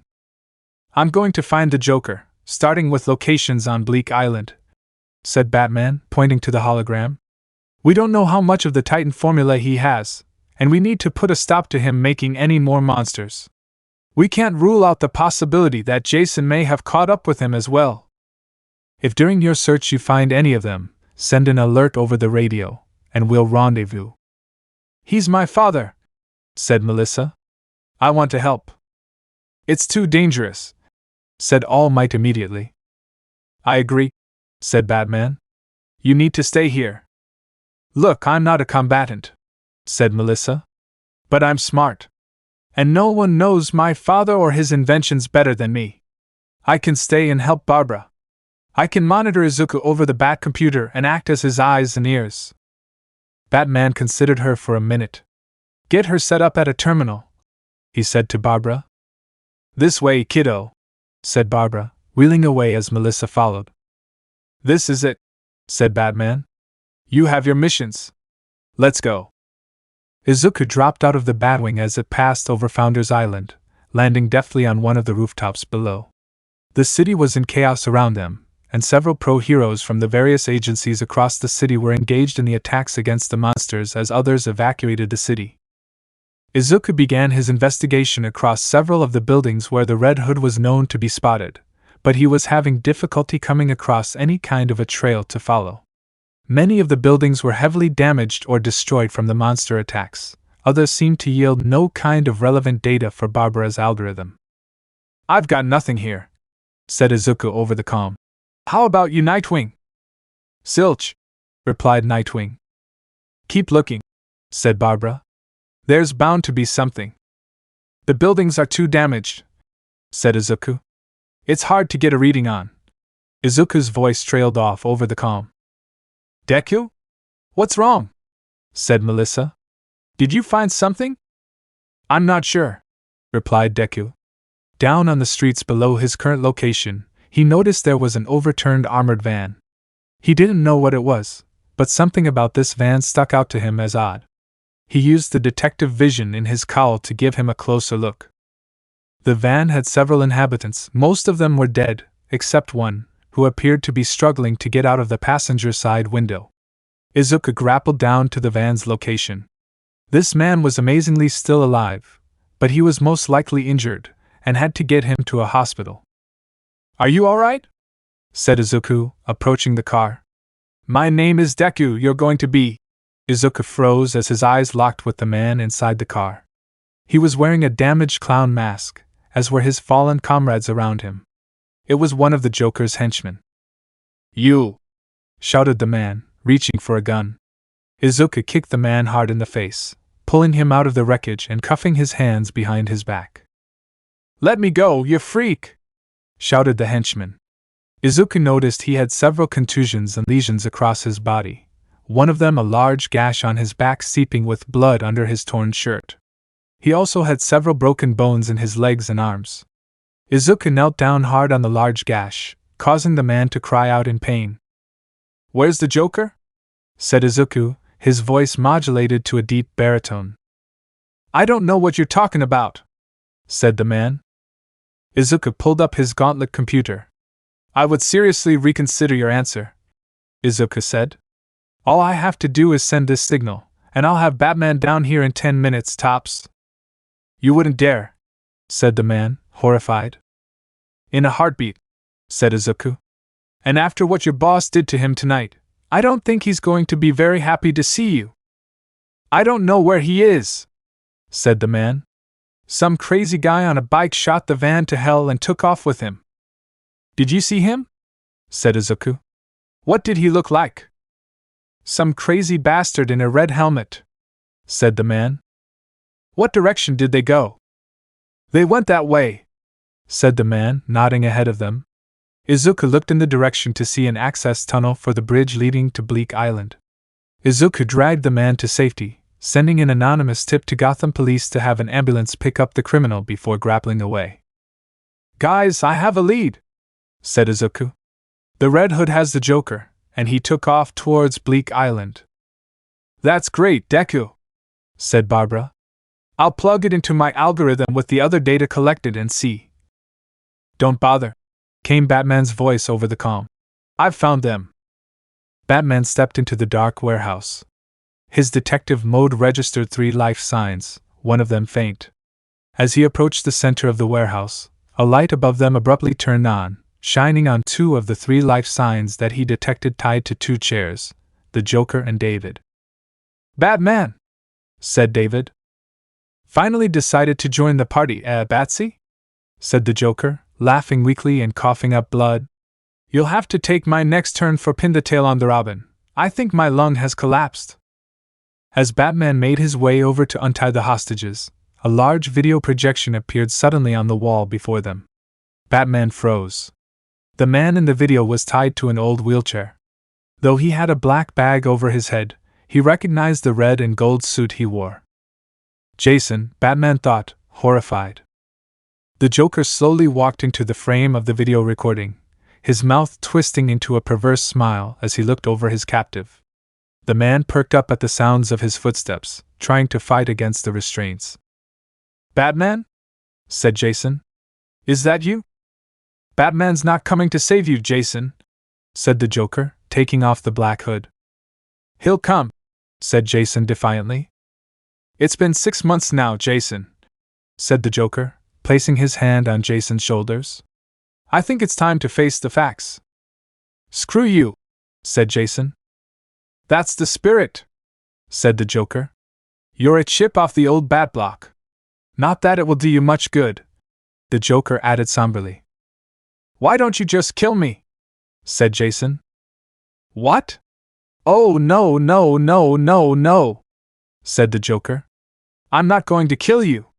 Well, not yet anyway. You're my sidekick now. Imagine it, you and me, out on the street, starting fights, picking on the weak. A regular dynamic duo. Just like Bats and the next kid he picks up. He wouldn't, said Jason. You think? Said Joker. Strange, seems to me that Batsy is always in the market for a new sidekick. And besides, don't you think it's strange that the world's greatest detective, the man you've seen solve hundreds of unsolvable cases, can't seem to find one lost puppy like yourself? You're wrong, said Jason. Oh, I'm sorry, Jason, said the Joker mockingly. I don't want to have to be the one to tell you all this, but I think it's the only way for you to get closure, for you to really move on. The Joker picked up a crowbar off the table next to him, hitting Jason hard in the chest, causing the wheelchair to roll out of the camera shot. I know it hurts, he added. But sometimes you have to be cruel to be kind. As the video ended, another one appeared on the screen. Jason hanging by his hands from a rope tied to the ceiling, bound and gagged. He struggled in fear as the Joker circled him like a hungry vulture, carrying a branding iron with the letter J glowing red-hot on the end. Wakey, wakey, said Joker in his sing-songy voice. What? Do you think I'm going to hurt you? Why? I'm not the bad one here. No, no, no, no. It's Batman. He's abandoned you. Thrown you away like an unwanted puppy. Can I keep him, Daddy? I promise I'll take good care of him, the Joker said, his voice high-pitched, crouching for dramatic effect. Anything to make you happy, Princess, he said, standing upwards and speaking in a deep voice. Just make sure people know he's yours. The Joker pressed a button, causing the latch on the rope keeping Jason suspended to release, causing him to fall to the floor in a heap. The Joker quickly stood over Jason as he tried to crawl away and begged for mercy, screaming as the Joker placed the hot brand to his cheek. "I want to keep him forever," said the Joker, laughing maniacally as the video stopped. "Oh, such memories," said the Joker that was tied to the chair. "You sick bastard," said David. All the color had drained from his face.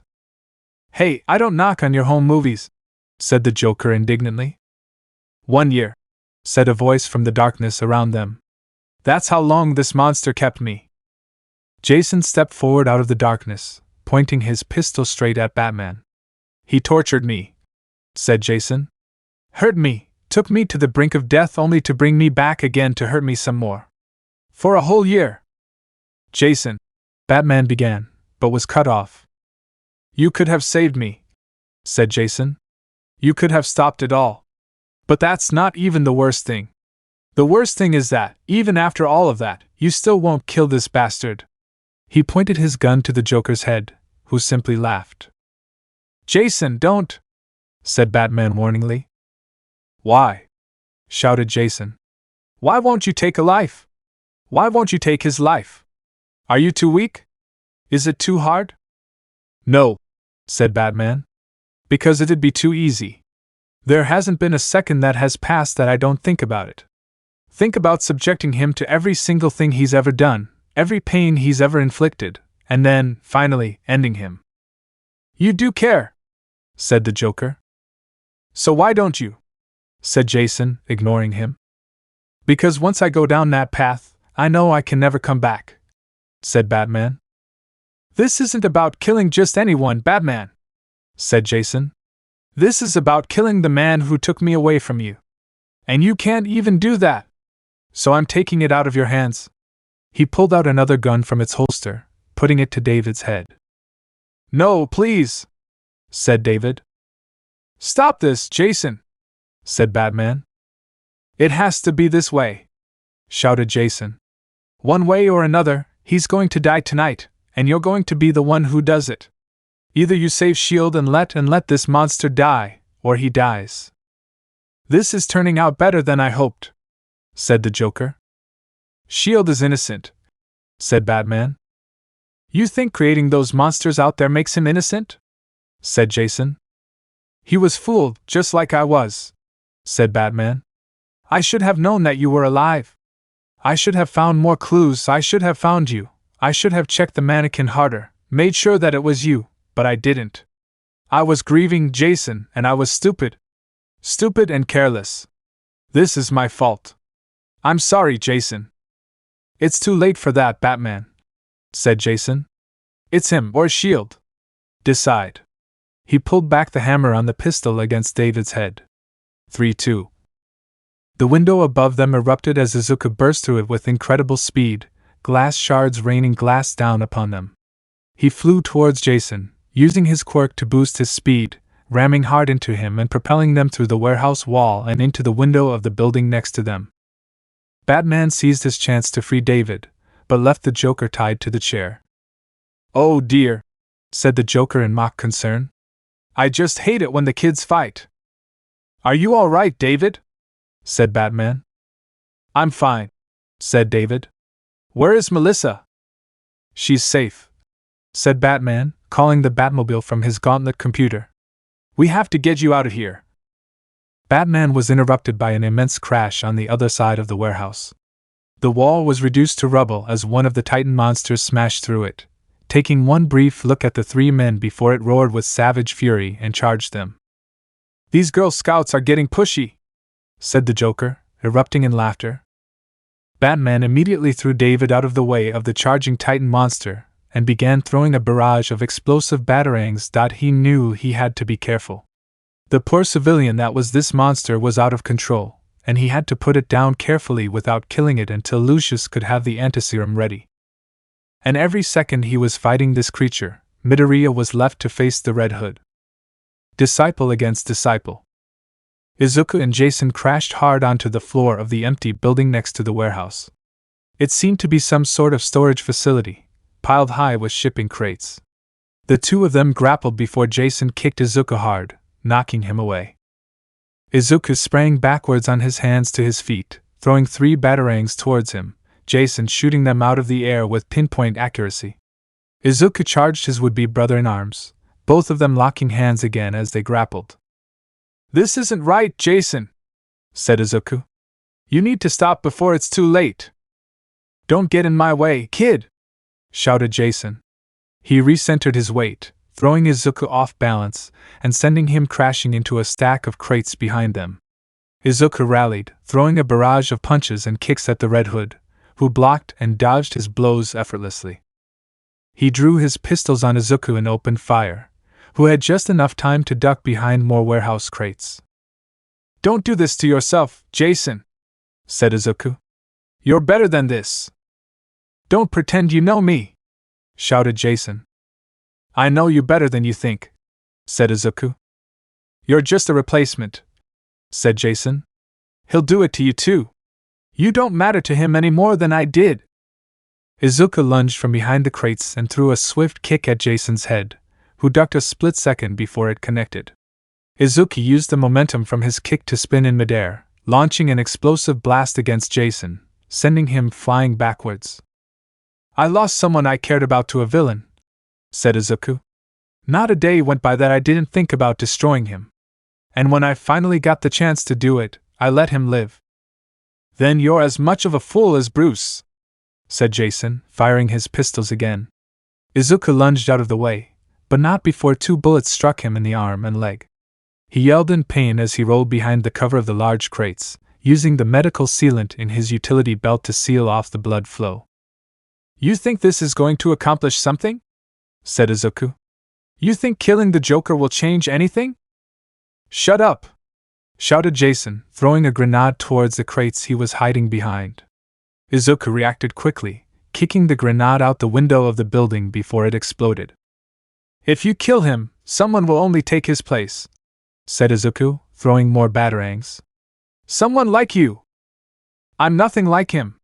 shouted Jason, ramming hard into Izuku, grappling him to the ground before raining blows down upon him. Izuku took several blows before using his quirk to blast Jason off him, sending him careening into a stack of crates. Izuku bounded up and leaped into the air above him. "AP shot!" shouted Izuku. Several small blasts in rapid succession emanated from his hands, all of them connecting with the Red Hood, sending him backwards into the wall behind him.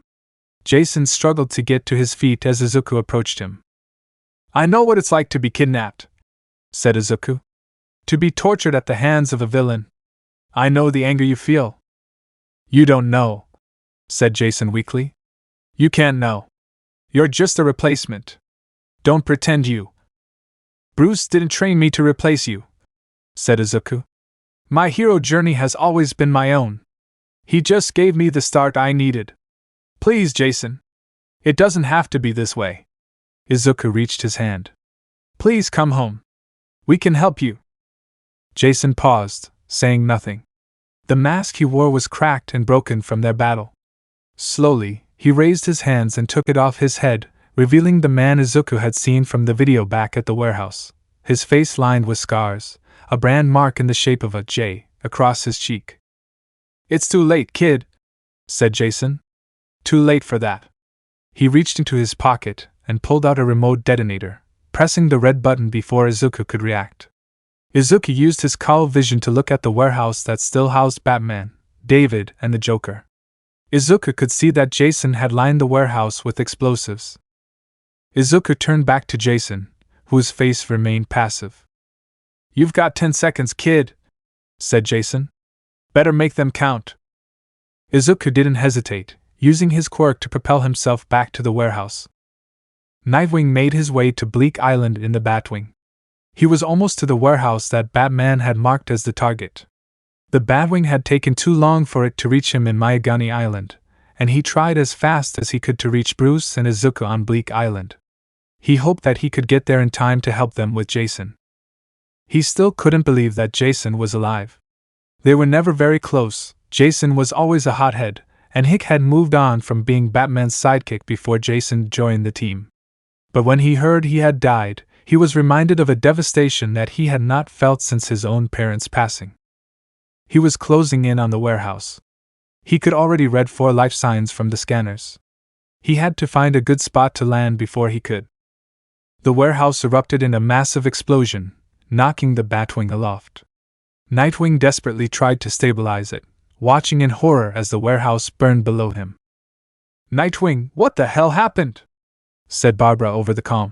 "What was that explosion?" "The warehouse just went up in flames," said Nightwing. "What?" said Barbara.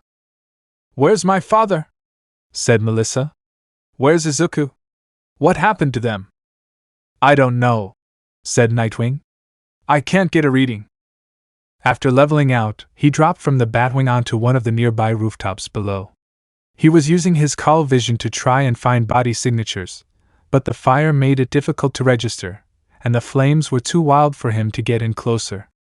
"Barbara," he said, "bring the Batwing around and drop the flame retardant." Barbara complied, using the Batwing's autopilot to pass over the warehouse, dropping a blanket of white flame-resistant powder over the flames. The fire began to fade, but Nightwing was still having a hard time reading any body signatures. "Batman Deku, do you read?" He spoke into the comm. He could only hear static. "Do you copy? Please respond." Static. "Deku! Batman!" said Nightwing, beginning to panic. "Please respond." Static. "Deku! Batman! Please res." "We're all right, Nightwing." A wave of relief swept over Nightwing at the sound of Izuku's voice. "Kid, don't you ever scare me like that again," he said. "What's your location? Is Batman with you?" "I'm here, Nightwing," came Batman's voice over the comm. "Deku used his quirk to blast a hole in the ground for us to take cover in.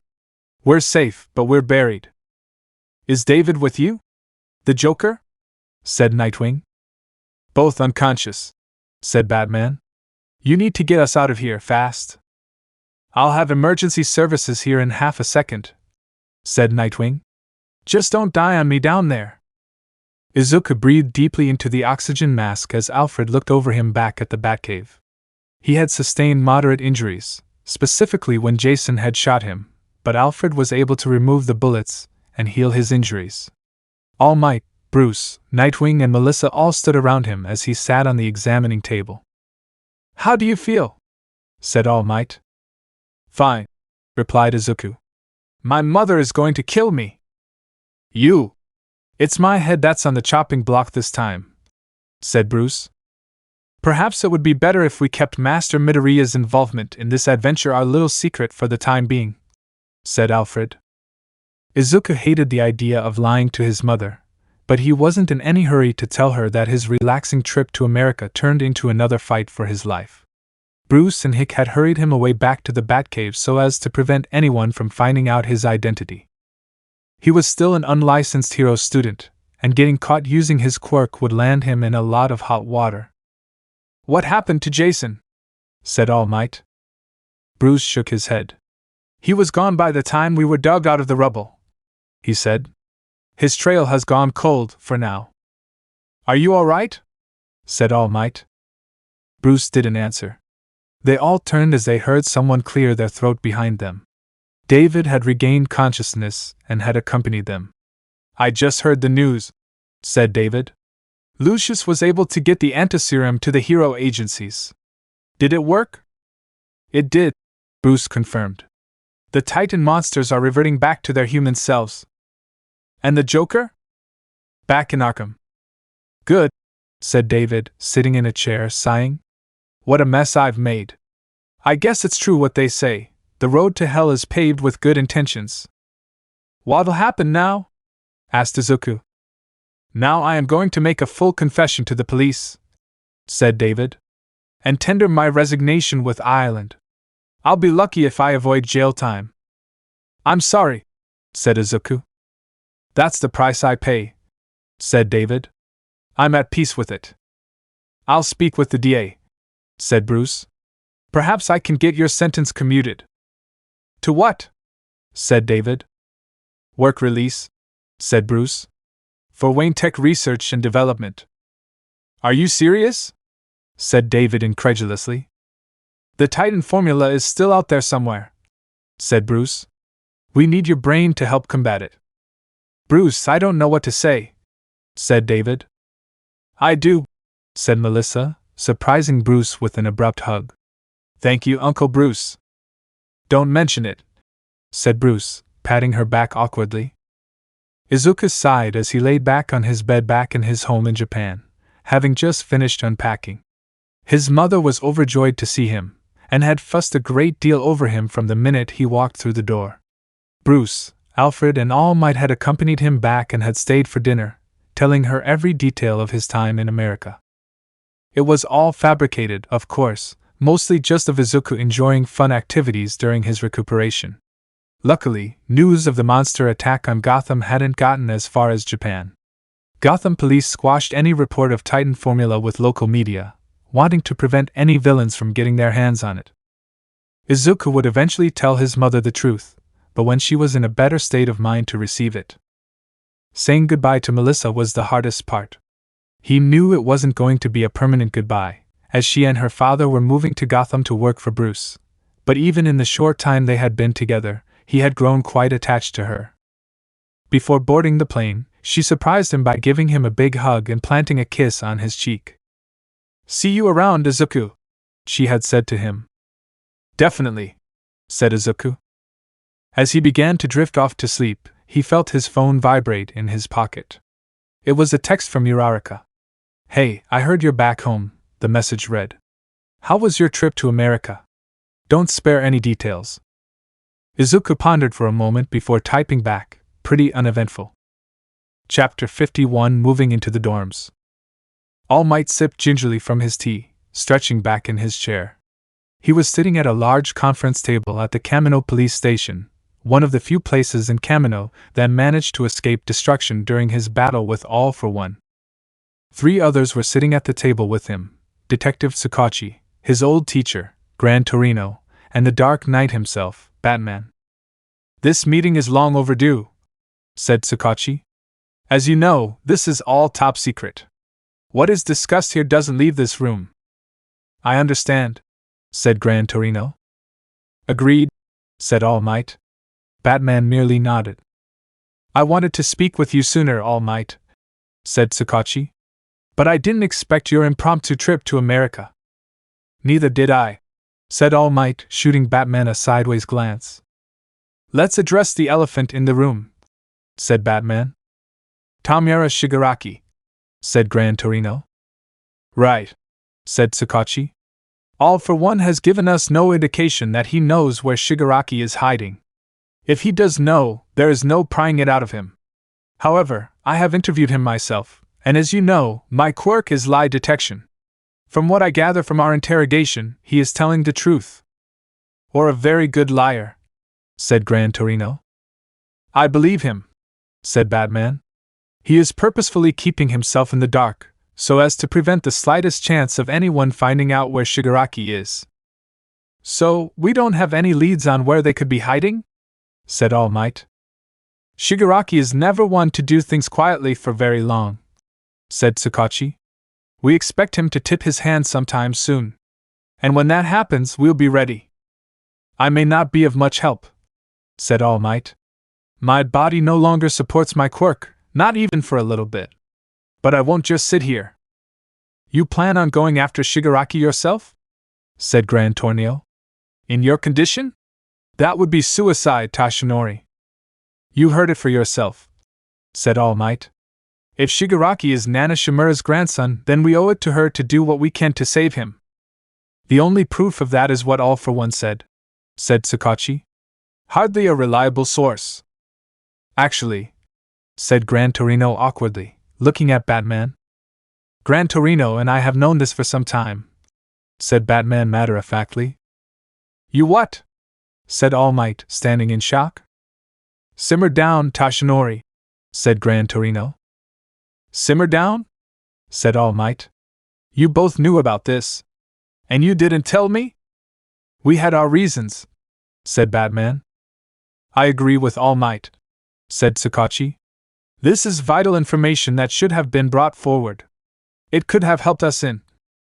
No, it wouldn't have, said Batman. All it did was confirm my worst fear about the boy, the grandson of All Might's master, being groomed to be his greatest enemy. The reason we kept it secret was to protect All Might. Protect me? Said All Might. How could this possibly have protected me? If I had known, I could have. You could have what, Tashinori? Batman shot back. Given him a nice pat on the head, followed by an "I am here, and everything will be fine" speech? You're not seeing him as a villain anymore, Tashinori. If you had known, you would have let your guard down, and he would have killed you without a second thought. You don't know Dash. Yes, I do, said Batman. All for One has brainwashed the boy, filling him with lies all his life for a single purpose: to eliminate you and carry on his legacy. Do you think he knows about who his grandmother is? Do you think he cares? Not in the slightest. The only thing that matters to him is your death, and he will stop at nothing to achieve it. He's right, Tashinori, said Gran Torino. This kind of thinking is dangerous. No matter his lineage, he is still a criminal. I don't understand, said Tsukachi. Didn't you keep in contact with Shimura's family, even though you were so close to her? No, said Gran Torino. After her husband died, Shimura put her child in foster care to shield him from the hero world. She told Tashinori and me that she didn't want any contact to be made with him, even if something were to happen to her. Then how did you find out his lineage? Said Tsukachi. We couldn't find anyone in the national database with a disintegration quirk. Quirk registration is usually done by the parents after the quirk has manifested, said Batman. This is usually at a young age. My assumption is that Shigaraki's parents were killed sometime before or shortly after his quirk manifested. As for how I found him, I managed to recover a blood sample from when he was wounded at the USJ incursion. Searching the criminal database yielded no results, so I expanded my search parameters to include hospital records across the country over the course of 20 years. That's an extreme invasion of privacy, said Tsukachi. We're at war, said Batman simply. After an extensive search, I finally yielded a result, a partial match to one Kotaro Shimura, Nana Shimura's son, and Shigaraki's father. So there really is no mistaking it, said Gran Torino. Genetic confirmation of All for One's words. You still should have told me, said All Might. It was hard to keep the truth from you, Tashinori, said Gran Torino. But I agree with Batman. Knowing this information would have clouded your judgment and gotten you killed. All Might sat down, saying nothing. He was at war with himself. All this time, the grandson of his beloved master was alive, and being groomed by their ultimate enemy, right under their noses. If he had known, he could have saved the boy a lifetime of pain and torment. Master, I failed you again, he thought bitterly. At this time, Shigaraki's lineage is irrelevant, said Batman, stirring All Might out of his thoughts. He is no longer Shimura's grandson. He is Tamura Shigaraki, now the leader of the League of Villains, and must be brought to justice. Agreed, said Gran Torino. Where do we start? Said All Might. You're sitting this one out for now, Tashinori, said Gran Torino. You need to work through what you're feeling about Shigaraki, and you're in no state to face him should we find him. You need to focus on your role as a teacher at UA, where you'll be safest. I don't like just sitting back and doing nothing, said All Might. Detective Tsukachi, Gran Torino, and I will continue our investigation of the League of Villains, said Batman. You will be kept in the loop, but you will not engage them in any way. I understand, said All Might. Even though you can't be the symbol of peace you once were, said Gran Torino. Don't forget that All Might is still alive. Izuku had little time to rest before the start of the next semester.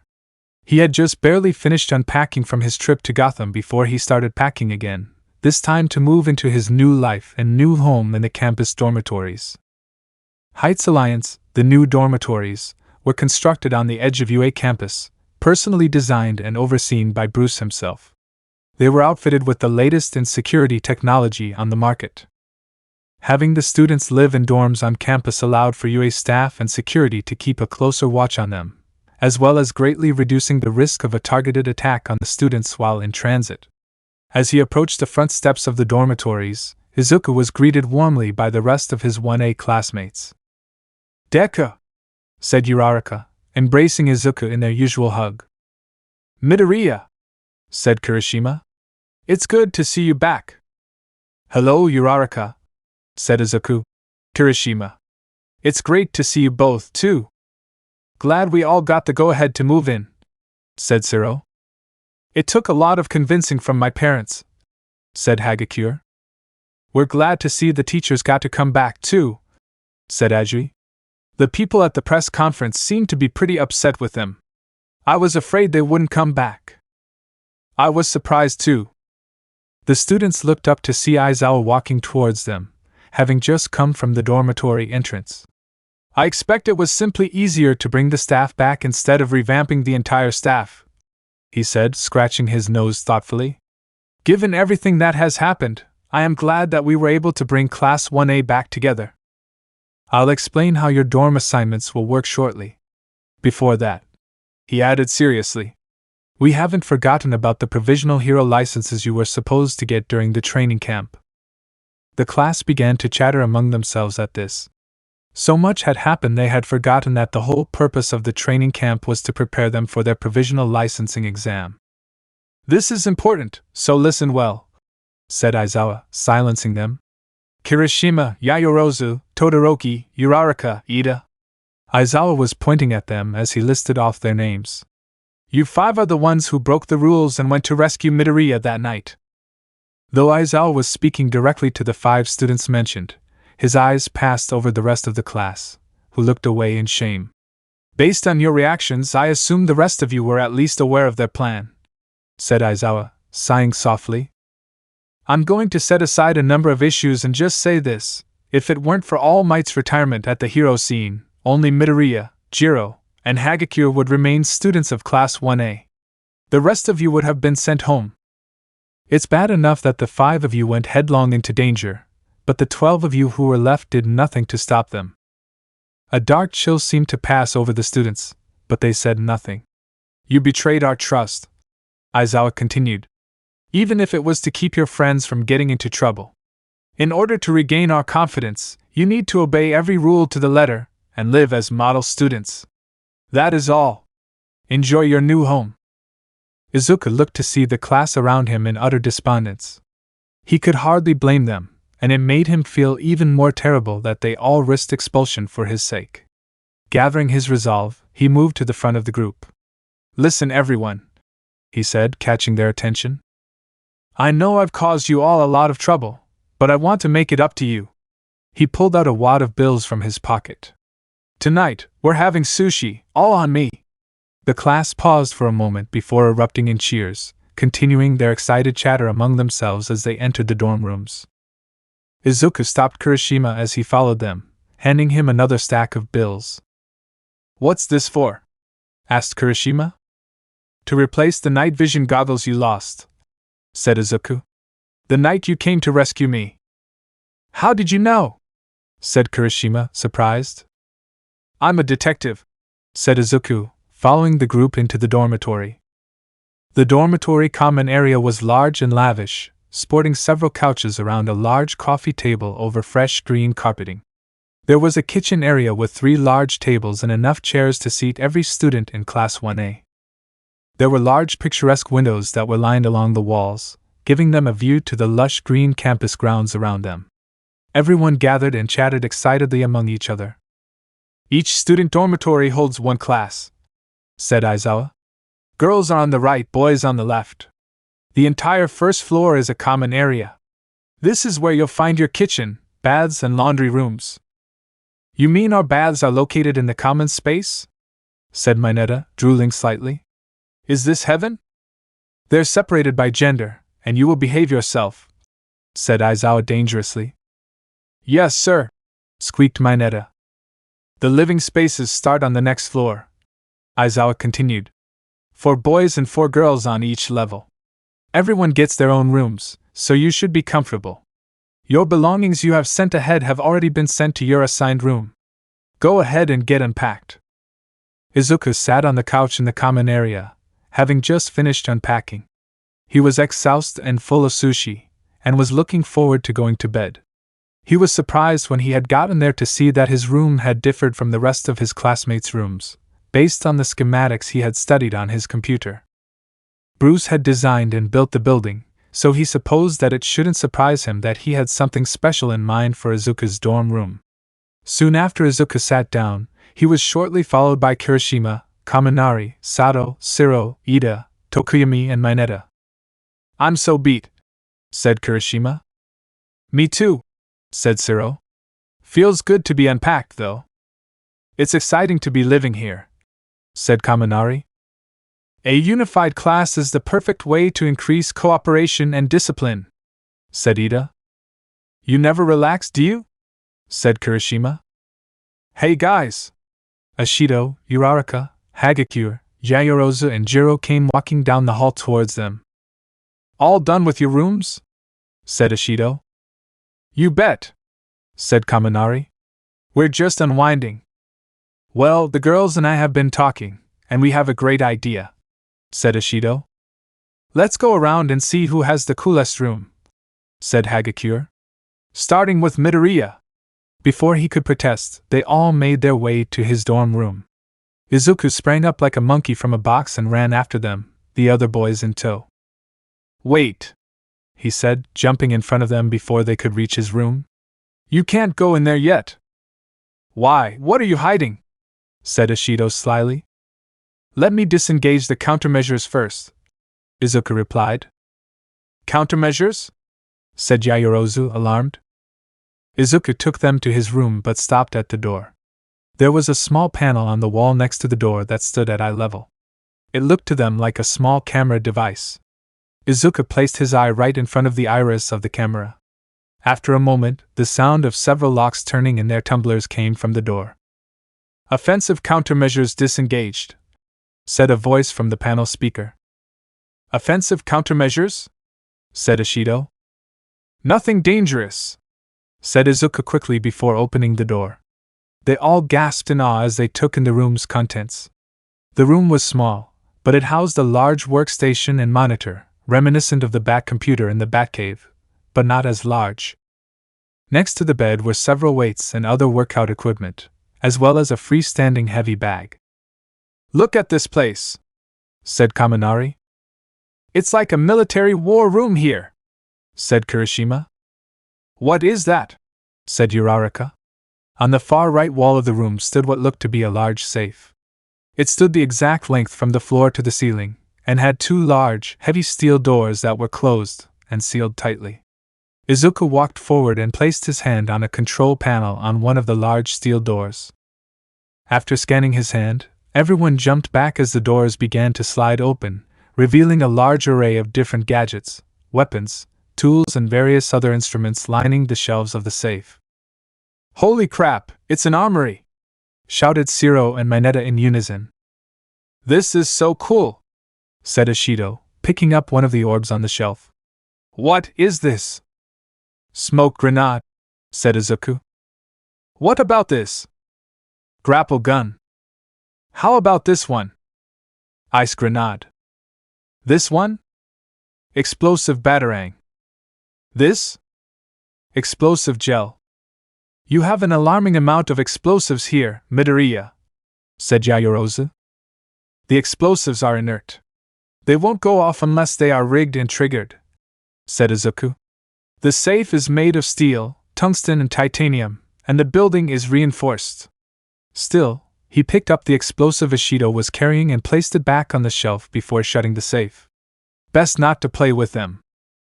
After examining Izuku's room, the girls, followed closely by the boys, made their way to Tokoyami's room. He was resistant at first, but relented after some gentle nudging by Ashido and Hagakure. His room was darkened and illuminated by a purple backlight, lined to the wall with skulls, candelabras, crystal orbs, and other occult-like objects. He began to lose his patience after Kaminari and Kirishima began to examine the sword he kept on the wall, so they left quickly. Next was Aoyama, whose room was filled to the brim with mirrors, jewelry, a disco ball hanging from the ceiling, and even a suit of armor in the corner of the room. His curtains, carpeted rug, pillows, and comforter all were lined with sequins, so the room sparkled brightly around them. The last person on the floor was Mineta, who the group deliberately ignored. They made their way to the second floor, where they looked in Ojiro's room next, a simple room with only a desk, television, computer, bed, and a small coffee table. Moving on, they made their way to Ida's room, where it was lined wall-to-wall with books of various subjects, as well as a shelf with over a dozen pairs of the same style of glasses. "I expect them all to be destroyed during training," he said when asked about it. Kaminari's room was reminiscent of items one would find in a department store in the 90s, filled to the brim with various hats, shoes, leopard print bedspreads, tiger print curtains, and other strange odds and ends. Koda's room was bright and welcoming, filled with warm colors, stuffed animals, and even a pet rabbit. As their tour of the rooms continued, most of the rest of Class 1A began to join them. Everyone started to get more and more competitive, even those who at first appeared uninterested. Mineta brought up the point that so far only the boys had shown their rooms, and motioned that in the spirit of fair play, that the girls had to participate in the contest as well. The girls readily agreed, and an accord was struck. They continued their way to Kirishima's room. As they entered, Izuku could see that if anyone wanted to know about his friend's personality, all they had to do was look at this room, a shrine dedicated to manliness. The walls were lined with posters of his personal hero and inspiration, the Crimson Riot. Like Izuku, he had a freestanding heavy bag, flame-embroidered curtains, comic books, and even a camouflage print bedspread. The group was disappointed by Shoji's room, as it was very sparsely decorated, only a small futon bed and tiny desk, to fit his minimalistic personality. Siro sported an exotic room, filled with souvenirs and items from various countries across the world, including China, Mexico, and even Africa.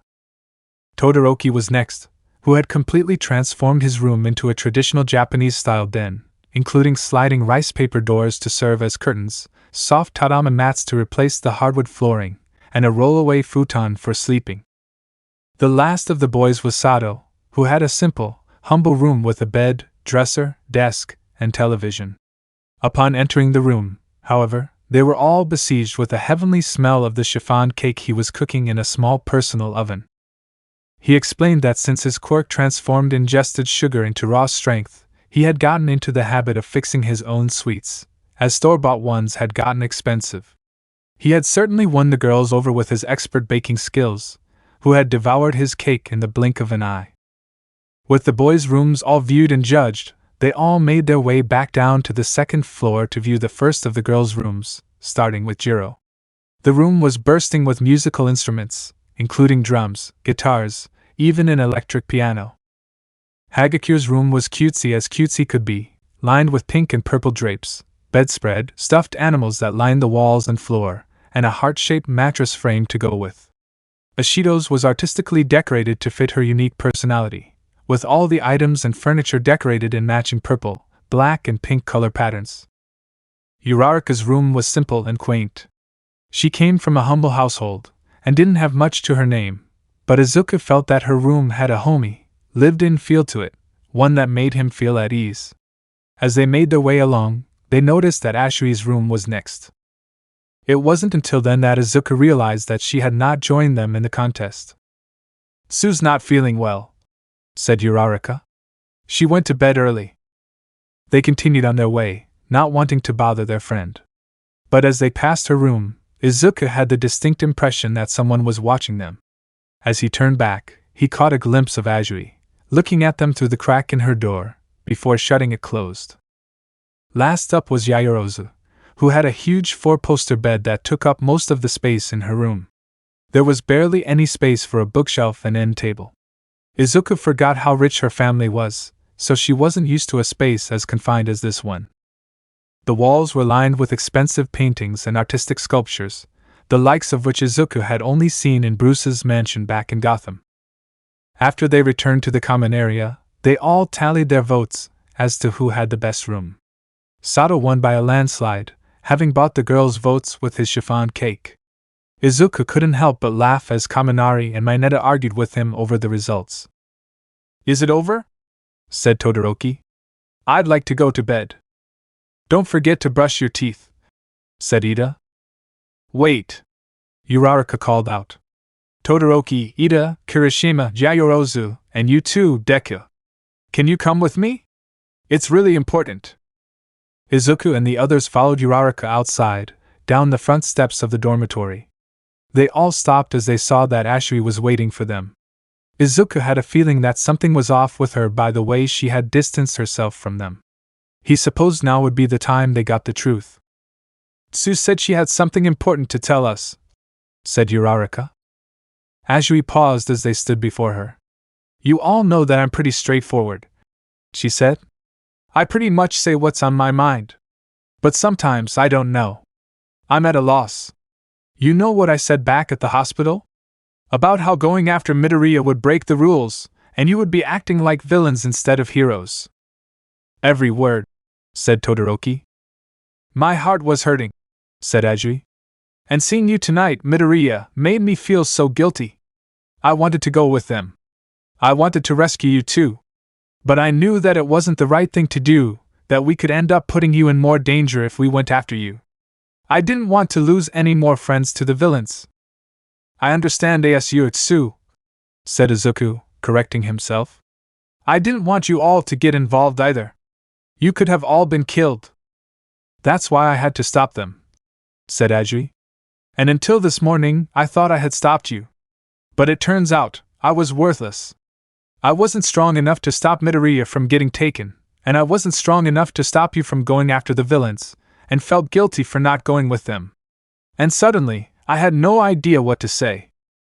What do you mean? Said Izuku. I don't blame you for that. I didn't think I deserved to joke around and have fun with everyone else. Ashuri continued, tears streaming down her face. It made me so sad that I couldn't stop my friends from getting hurt, and I couldn't save them when they needed me.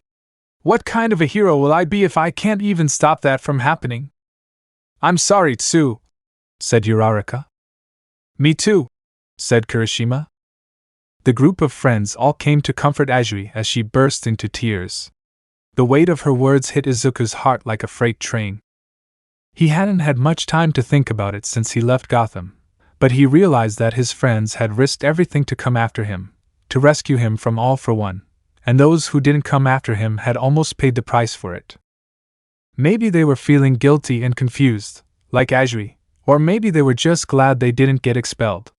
One thing was for certain: when Izuku was taken, the villains had taken away their sense of stability, the feeling and confidence that they as a class, as a family, could withstand anything. This isn't going to happen again, said Izuku. Things are going to be okay. Together, Class 1A is strong, and there's nothing we can't handle. And together, we're all going to get stronger. Yeah, said Uraraka. Count on it, said Kirishima. Eventually, the class returned to their dormitories, and everyone went to bed. Chapter 52: The Test. It was the day of the provisional licensure exam. Izuku and Class 1A were all lined up outside the exam center. His stomach was in knots. This was going to be a culmination of all his training up to this point, where he would finally receive a license to perform hero work. Not that it ever stopped him before. But things were different. He had a quirk now. He could no longer fly under the technicality of a quirkless vigilante as Bruce did. If he was going to become a hero, he had to do things right. He had been preparing for this ever since he had gotten back from Gotham. His training regime had increased tenfold, both in class and at the warehouse. Alfred had stayed behind in Japan to help him with his training. Bruce was back in the States, desperately trying to restabilize Gotham after the Titan attack, all the while attempting to pick up on Jason's trail. So far, though, it remained cold. He had no doubt Jason was alive, but he figured that he wouldn't be found unless he wanted to be. Izuku tried his best to put what happened in Gotham, what happened with Jason, behind him for now. He had to focus on the exam. Aizawa did not mince words when describing the challenge that lay before them. Class 1A and 1B would be separated into different testing areas, where they would face off against hero students from schools across the country.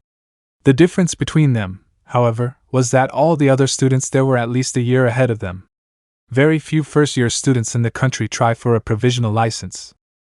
The test will be made up of students who have had more time to train and prepare themselves, with powerful quirks that were a mystery to them. And to top it off, the pass rate among the students was extremely low. Needless to say, they would be entering the exam at a severe disadvantage.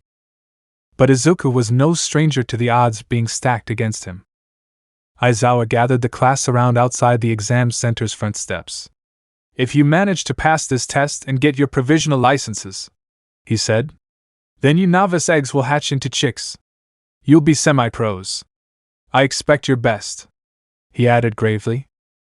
"I can't wait," said Kaminari. "This is going to be so awesome." "Let's call it out, guys," said Kirishima. "Let's go plus Ultra!" Everyone started in shock at the loud shout from behind them. A tall young man wearing a different school uniform had sidled up behind them, shouting their slogan with intense ferocity. Followed close behind him were 3 other students, all wearing the same uniforms. Izuku immediately recognized them from Shiketsu High School, the western counterpart to UA High. While UA was considered to be the most prestigious school in Japan due to the fact that it was All Might's alma mater, Shiketsu rivaled UA in how frequently its attendees became pro-heroes. "You know, it's pretty rude to barge into other people's huddles like that, Inesa," said a purple-haired Shiketsu student.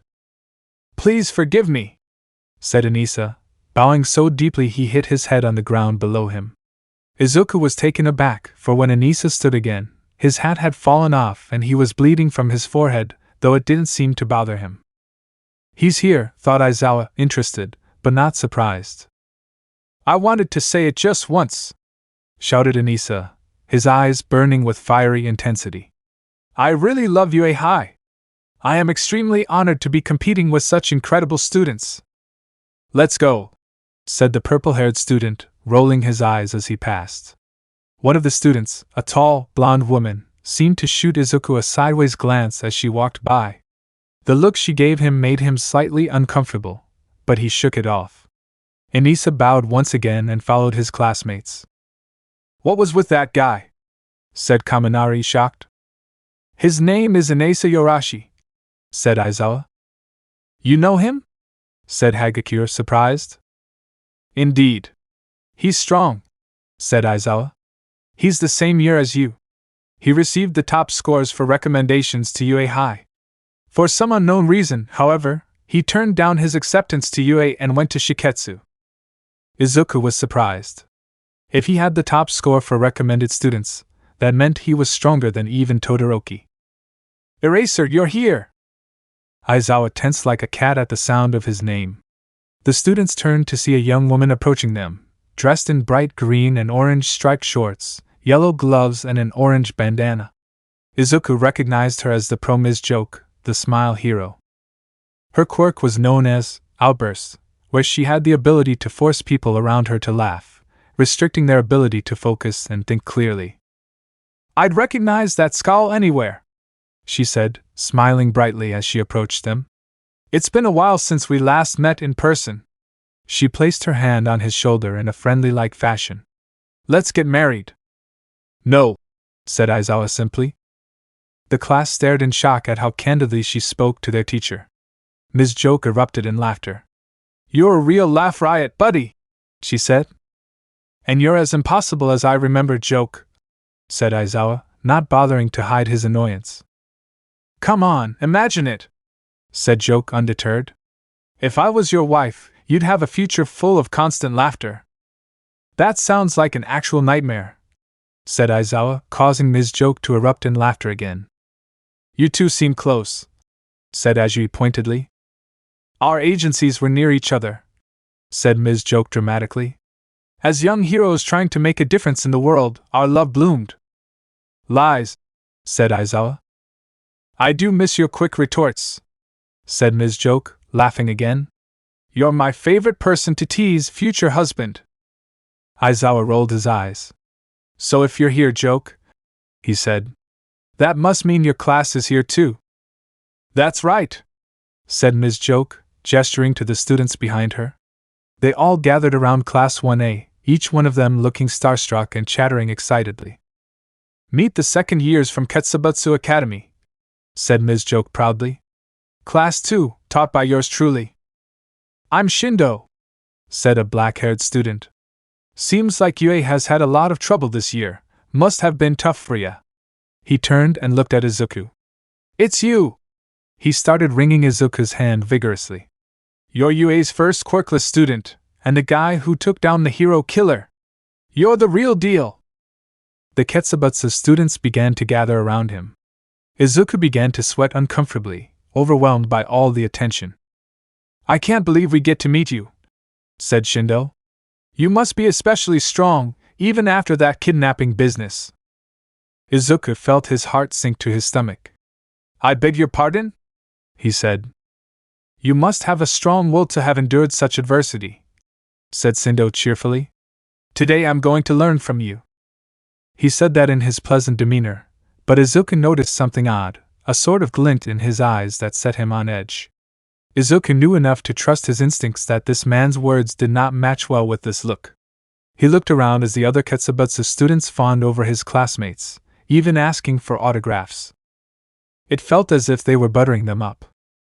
Izuku had to keep a close watch on them. I forgot how popular we are since the sports festival, said Jiro as they made their way to orientation. Yeah, we're basically celebrities to other schools, said Kaminari proudly. The students continued to chatter excitedly among themselves as they walked, and Ms. Joke's demeanor suddenly turned somber. Didn't you warn your kids, Eraser? She asked, concerned. Aizawa ignored her, following the students into the stadium. Izuku and his classmates quickly changed into their hero costumes and were escorted to orientation, which took place in a large auditorium. On the far end of the room was a stage with a podium and a large jumbotron television above it. Every student who arrived to take the exam was pushed into this room. It was standing room only, and Izuku estimated that there had to be at least 1,000 people here. A tired-looking man slumped his way to the podium at the front of the room. He looked dreadfully disheveled, as if he hadn't slept in days and was ready to collapse at any moment. He gave a large, audible sigh once he reached the podium microphone. Okay then, he said. Let's do this exam thing. He gave a large yawn. I'm from the Heroes Public Safety Commission. Call me Mera. My circadian rhythm is so screwed up, he added, though more to himself as he bowed his head slightly. We're too short-staffed, I'm so tired. Someone should give this poor guy a break, thought Izuku. Mera gave another large yawn. With that confession, let's begin orientation, he said. So about the content of this license thing, 1,540 examinees compete in a free-for-all exercise or whatever we're calling it this year. See, we've got a lot of pros around, and since Stain was arrested, many people have expressed doubts about the status of heroes in society. Izuku flashed back to his battle with Stain. His convictions to ending the current hierarchy of heroes in modern society had spread like a virus. More and more people were adhering to his ideals, believing that a hero who accepts payment for their services could no longer call themselves a hero. In many ways, Stain reminded Izuku of Bruce and his convictions, but there were stark differences in their methods. To Bruce, the mission was everything, and he didn't believe in taking payment for his work, but he would never go to the extreme of murder to achieve his goals. But when you really think about it, getting paid makes sense, said Mera. If you're going to risk your life to save someone, why shouldn't you be rewarded? That's just the way the world works. God, I could use a coffee, he added, rubbing his eyes wearily. Anyway, whether they're in it for compensation or a sense of duty, we've got too many heroes working together in the streets these days to keep villains at bay. This was a stark reality of hero work. Because heroes were often so generously compensated, it was a career path that everyone flocked to in the early days, when licensure was easier. However, this caused overflooding in the market, where there were at least 20 heroes to every villain, sometimes more. It made the streets safer, but it made it far more competitive for new heroes to make it as a career. In most cases, the time when an incident begins and when it's resolved is extremely short, so heroes often had to fight each other for a piece of the pie. You are all here to receive your provisional licenses, so you'll be swept up in this tiresome mess yourselves pretty soon, Mera continued. Those of you who don't have the speed, Frankie, just won't cut it. Which is why that's what you'll be tested on. The Jumbotron above Mara turned on, showing the words. Number to pass first test, 100 people. The first 100 students to fulfill the requirements will pass today, said Mara. The students all began to chatter among themselves at this news. There are over 1,500 people taking this test, said Yaoyorozu. This means less than 10% of the people here will get a license. Oh man, said Jiro, hugging herself anxiously. I'm getting way more nervous. Well, the world can be pretty crappy, said Mara. I suppose I should say something about luck. So anyway, here are the basic rules. He pulled out an orange orb the size of a baseball and a small, plate-like device. The examinee will place 3 of these targets on his or her body. He gestured to the plate-like device. As he spoke, the Jumbotron showed an animated example. They can go anywhere you want so long as it's an exposed area. Each of you will also have 6 of these orange balls.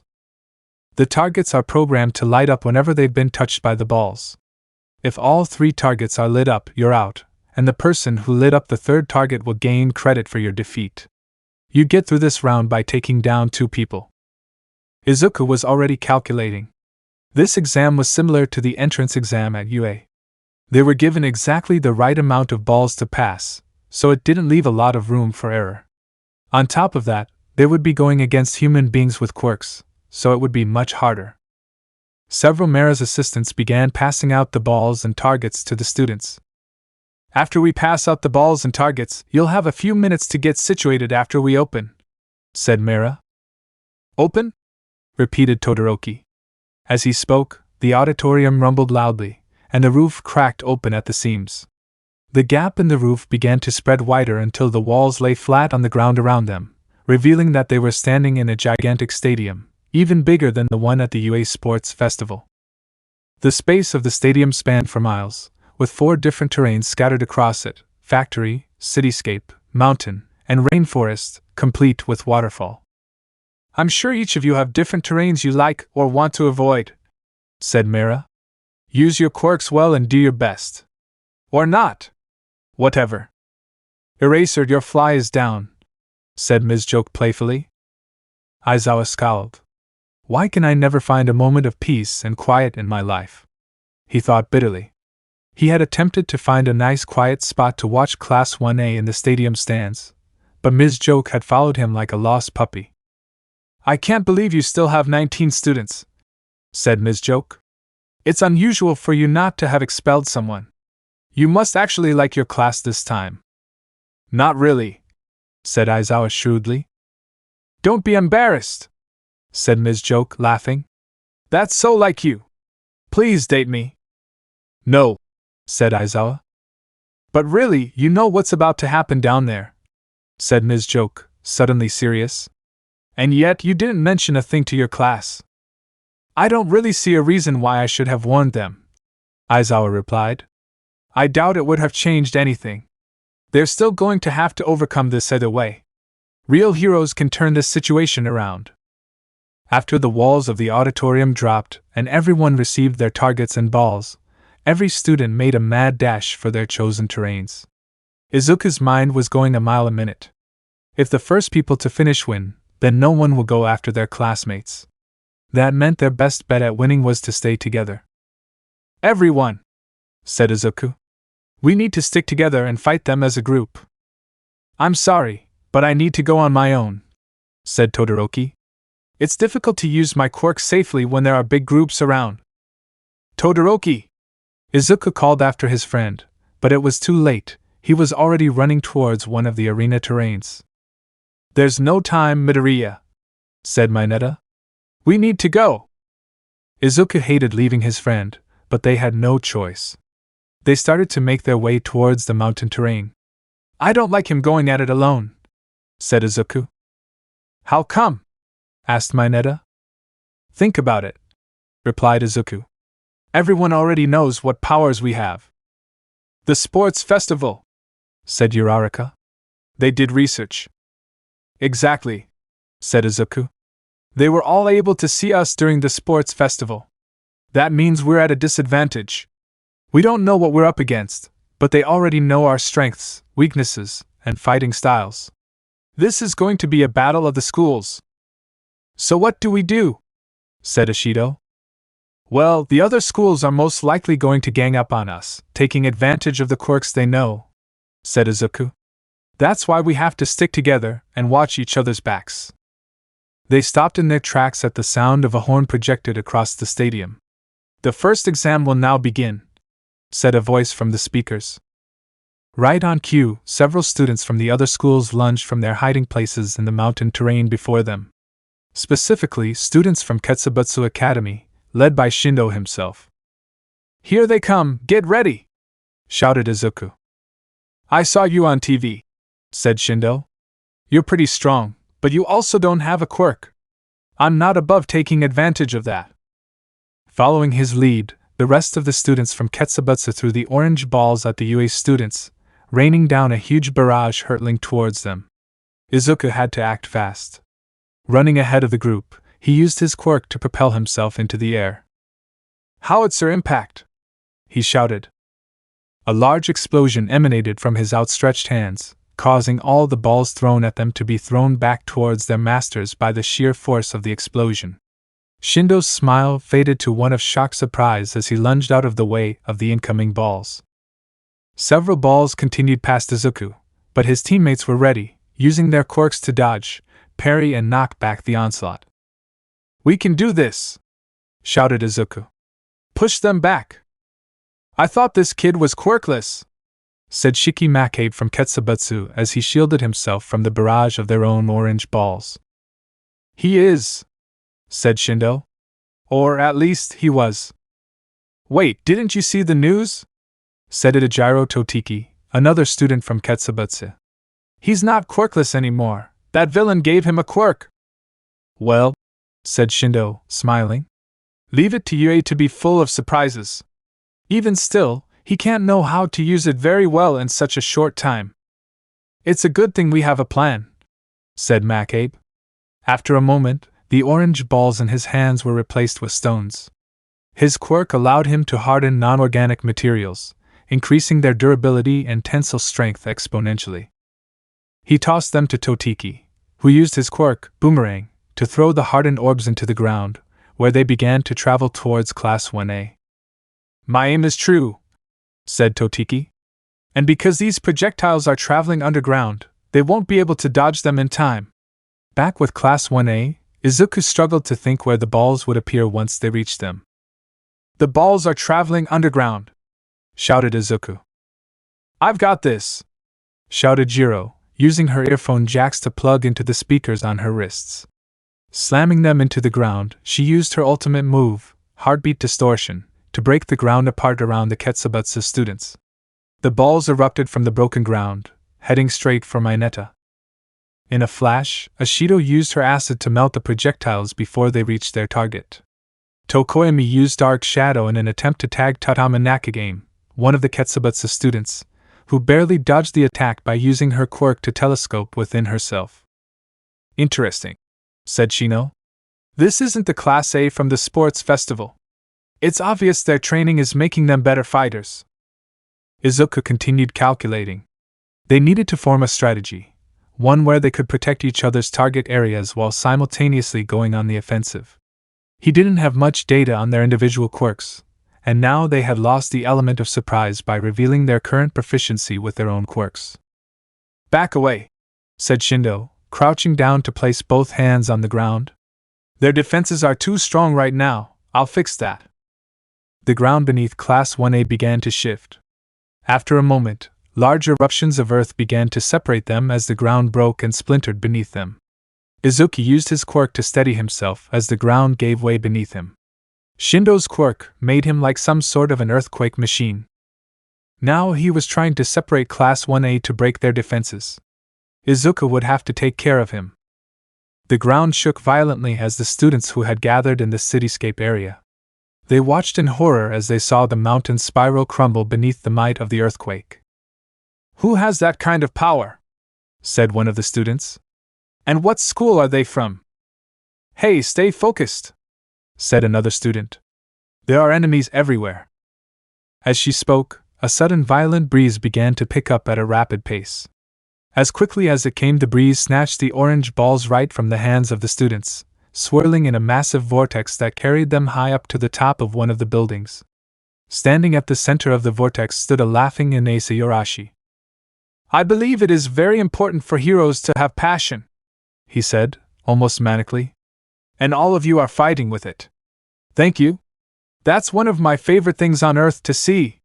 Please let me join your fight, and show my own passion."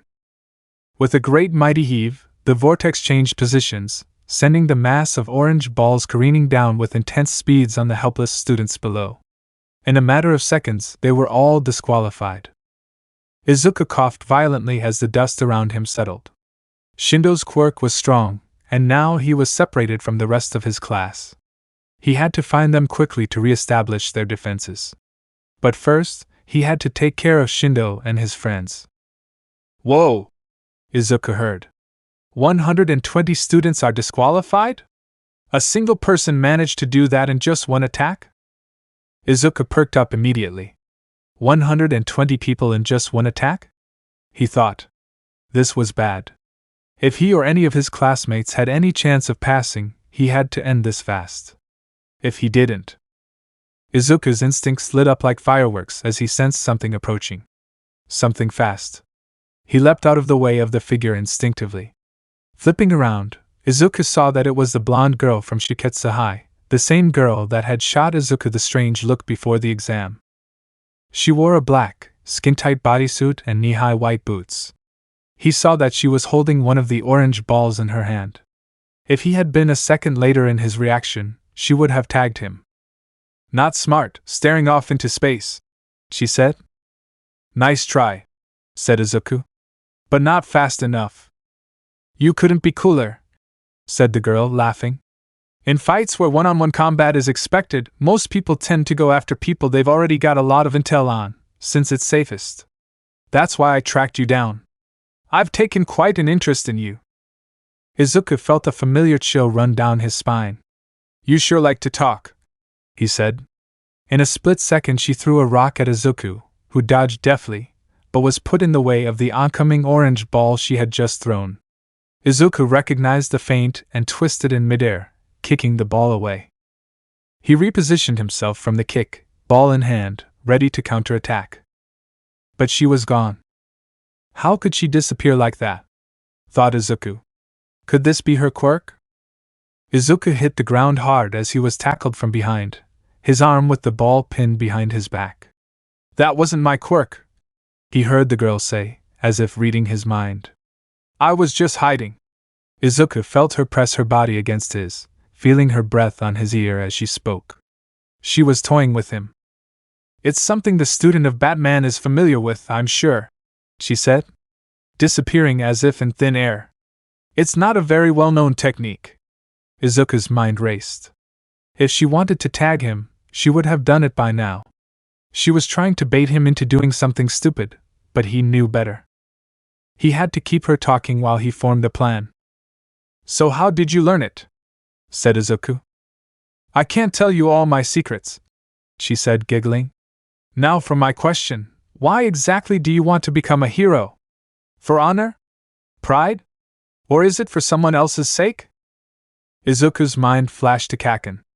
How was it this woman knew so much about him? She was trying to rattle him. He had to focus. "Why?" he said. "What business is it of yours?" "I want to know your secrets," she said. "I want to know your deepest desires and what scares you." "Some other time!" shouted Izuku. He seized his chance, pressing his free hand against the ground and causing an explosion that shot him straight upward. The Shiketsu girl was thrown from his back in surprise. He used his quirk to reposition himself, but before he could attack with the ball, the ground in front of him began to break and splinter. Izuku suddenly found himself surrounded by the Ketsubutsu students. Izuku was outnumbered. He didn't have the luxury to worry about the Shiketsu girl anymore, instead focused mainly on dodging, evading and counterattacking as the Ketsubutsu students pressed their attack. "Are you okay?" came a familiar voice. Izuku turned to see Uraraka standing on a ledge above him, extending her hand. "Quick! Take my hand!"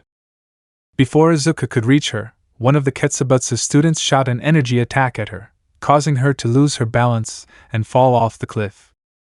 Izuku reacted instinctively, using his quirk to propel himself towards her, catching her in his arms before she hit the ground, just after he used his quirk to send up a smoke screen between them and Ketsubutsu's students. He ran with Uraraka as quickly as he could before finally reaching a safe place to hide. "Sorry," said Uraraka. "I really messed up back there." "What exactly did you think was going to happen?" said Izuku. "What?" said Uraraka, bemused. "Did you think you could catch me unaware?" Izuku said. "Uraraka has been working hard on her quirk. So hard that she can make herself float now without getting sick. The real Uraraka could have saved herself from that fall without a problem. So tell me, which school are you from? Shiketsu?" Uraraka giggled. "If you saved me even though you knew I was a fake, did that mean you were trying to use me somehow?" she said. Izuku drew back in shock as the Uraraka before him began to melt into a large, gray mass of goo. "No," said Izuku, dropping into a defensive stance. "Because if you're not Uraraka, you wouldn't have been able to float away to safety. Heroes save anyone in danger, even if they are an enemy." A mouth protruded from the mass of goo, twisting into a smile, before finally reforming into the girl from Shiketsu, but this time, stark naked, as her clothes didn't reform with her. "I see," she said. "So you're just that good of a guy. Please tell me more about yourself." "Everything." "What the hell is your problem?" said Izuku. "We're in the middle of taking an exam." "I'll continue the exam when my mission's complete," said the girl, lunging at Izuku. She was very quick, and he barely had time to dodge, but not before her fingernails scratched him across the cheek. As she continued to press the attack, she stopped as 3 large strands of cellophane stretched between them. Izuku turned to see Siro using his quirk to separate them. "Hey, Midoriya," said Siro. "What's this enviable situation you're in?" "Uraraka, now!" Uraraka leapt upwards from behind Siro, using her quirk to lunge at the girl from Shiketsu, who bounded backwards deftly, flipping upwards onto a large boulder. She sat on top of the boulder and began to pout. "And things were just getting good," she said. "Too bad. I really wanted to talk to you some more." Without another word, she leapt off and out of sight. "Come back, naked girl!" shouted Siro. "Wait," said Izuku. "Don't go after her." "Why not?" said Siro in a put-off tone. "She's not wearing clothes, but she's not wearing her targets either," said Izuku. "She might try to attack us again, and we can't get any points off her. Plus, we'd only be wasting our time chasing her." "I guess you're right," said Siro. "Let's go." "Not so fast," said Izuku. He walked up to Uraraka. "What was the first thing I said to you when you sent me that first text?" "Huh! My name is Izuku Midoriya, you can call me Deku," she recounted, confused. "And has Siro been with you all along?" said Izuku. "Since we were separated," Uraraka confirmed. "What's going on, Midoriya?" asked Siro. "That girl's quirk is transformation," said Izuku. "Just a few minutes ago she transformed into Uraraka's clone." "What?" said Uraraka and Siro in unison. "Was she naked then too, Midoriya?" said Siro, shaking him by the shoulders. "What are you, crazy?" said Izuku, pushing him off. "Of course not, she had a costume on." Izuku took a moment to recount his encounter with the Shiketsu girl, not sparing any details. "That's freaky," said Siro. "There's no telling how much all these other schools know about us." "So what do we do next?" said Uraraka. "We need to find the rest of our class," said Izuku. "But while we look for them, we have to earn some points. 30 people have already passed, and we need to hurry if we're going to catch up." Let me know in the comments below if you guys want the next part. Also check out my other video that has been shown and left. Thank you for watching. If you enjoyed this video, please like and share this video. And have a fantastic day. Bye.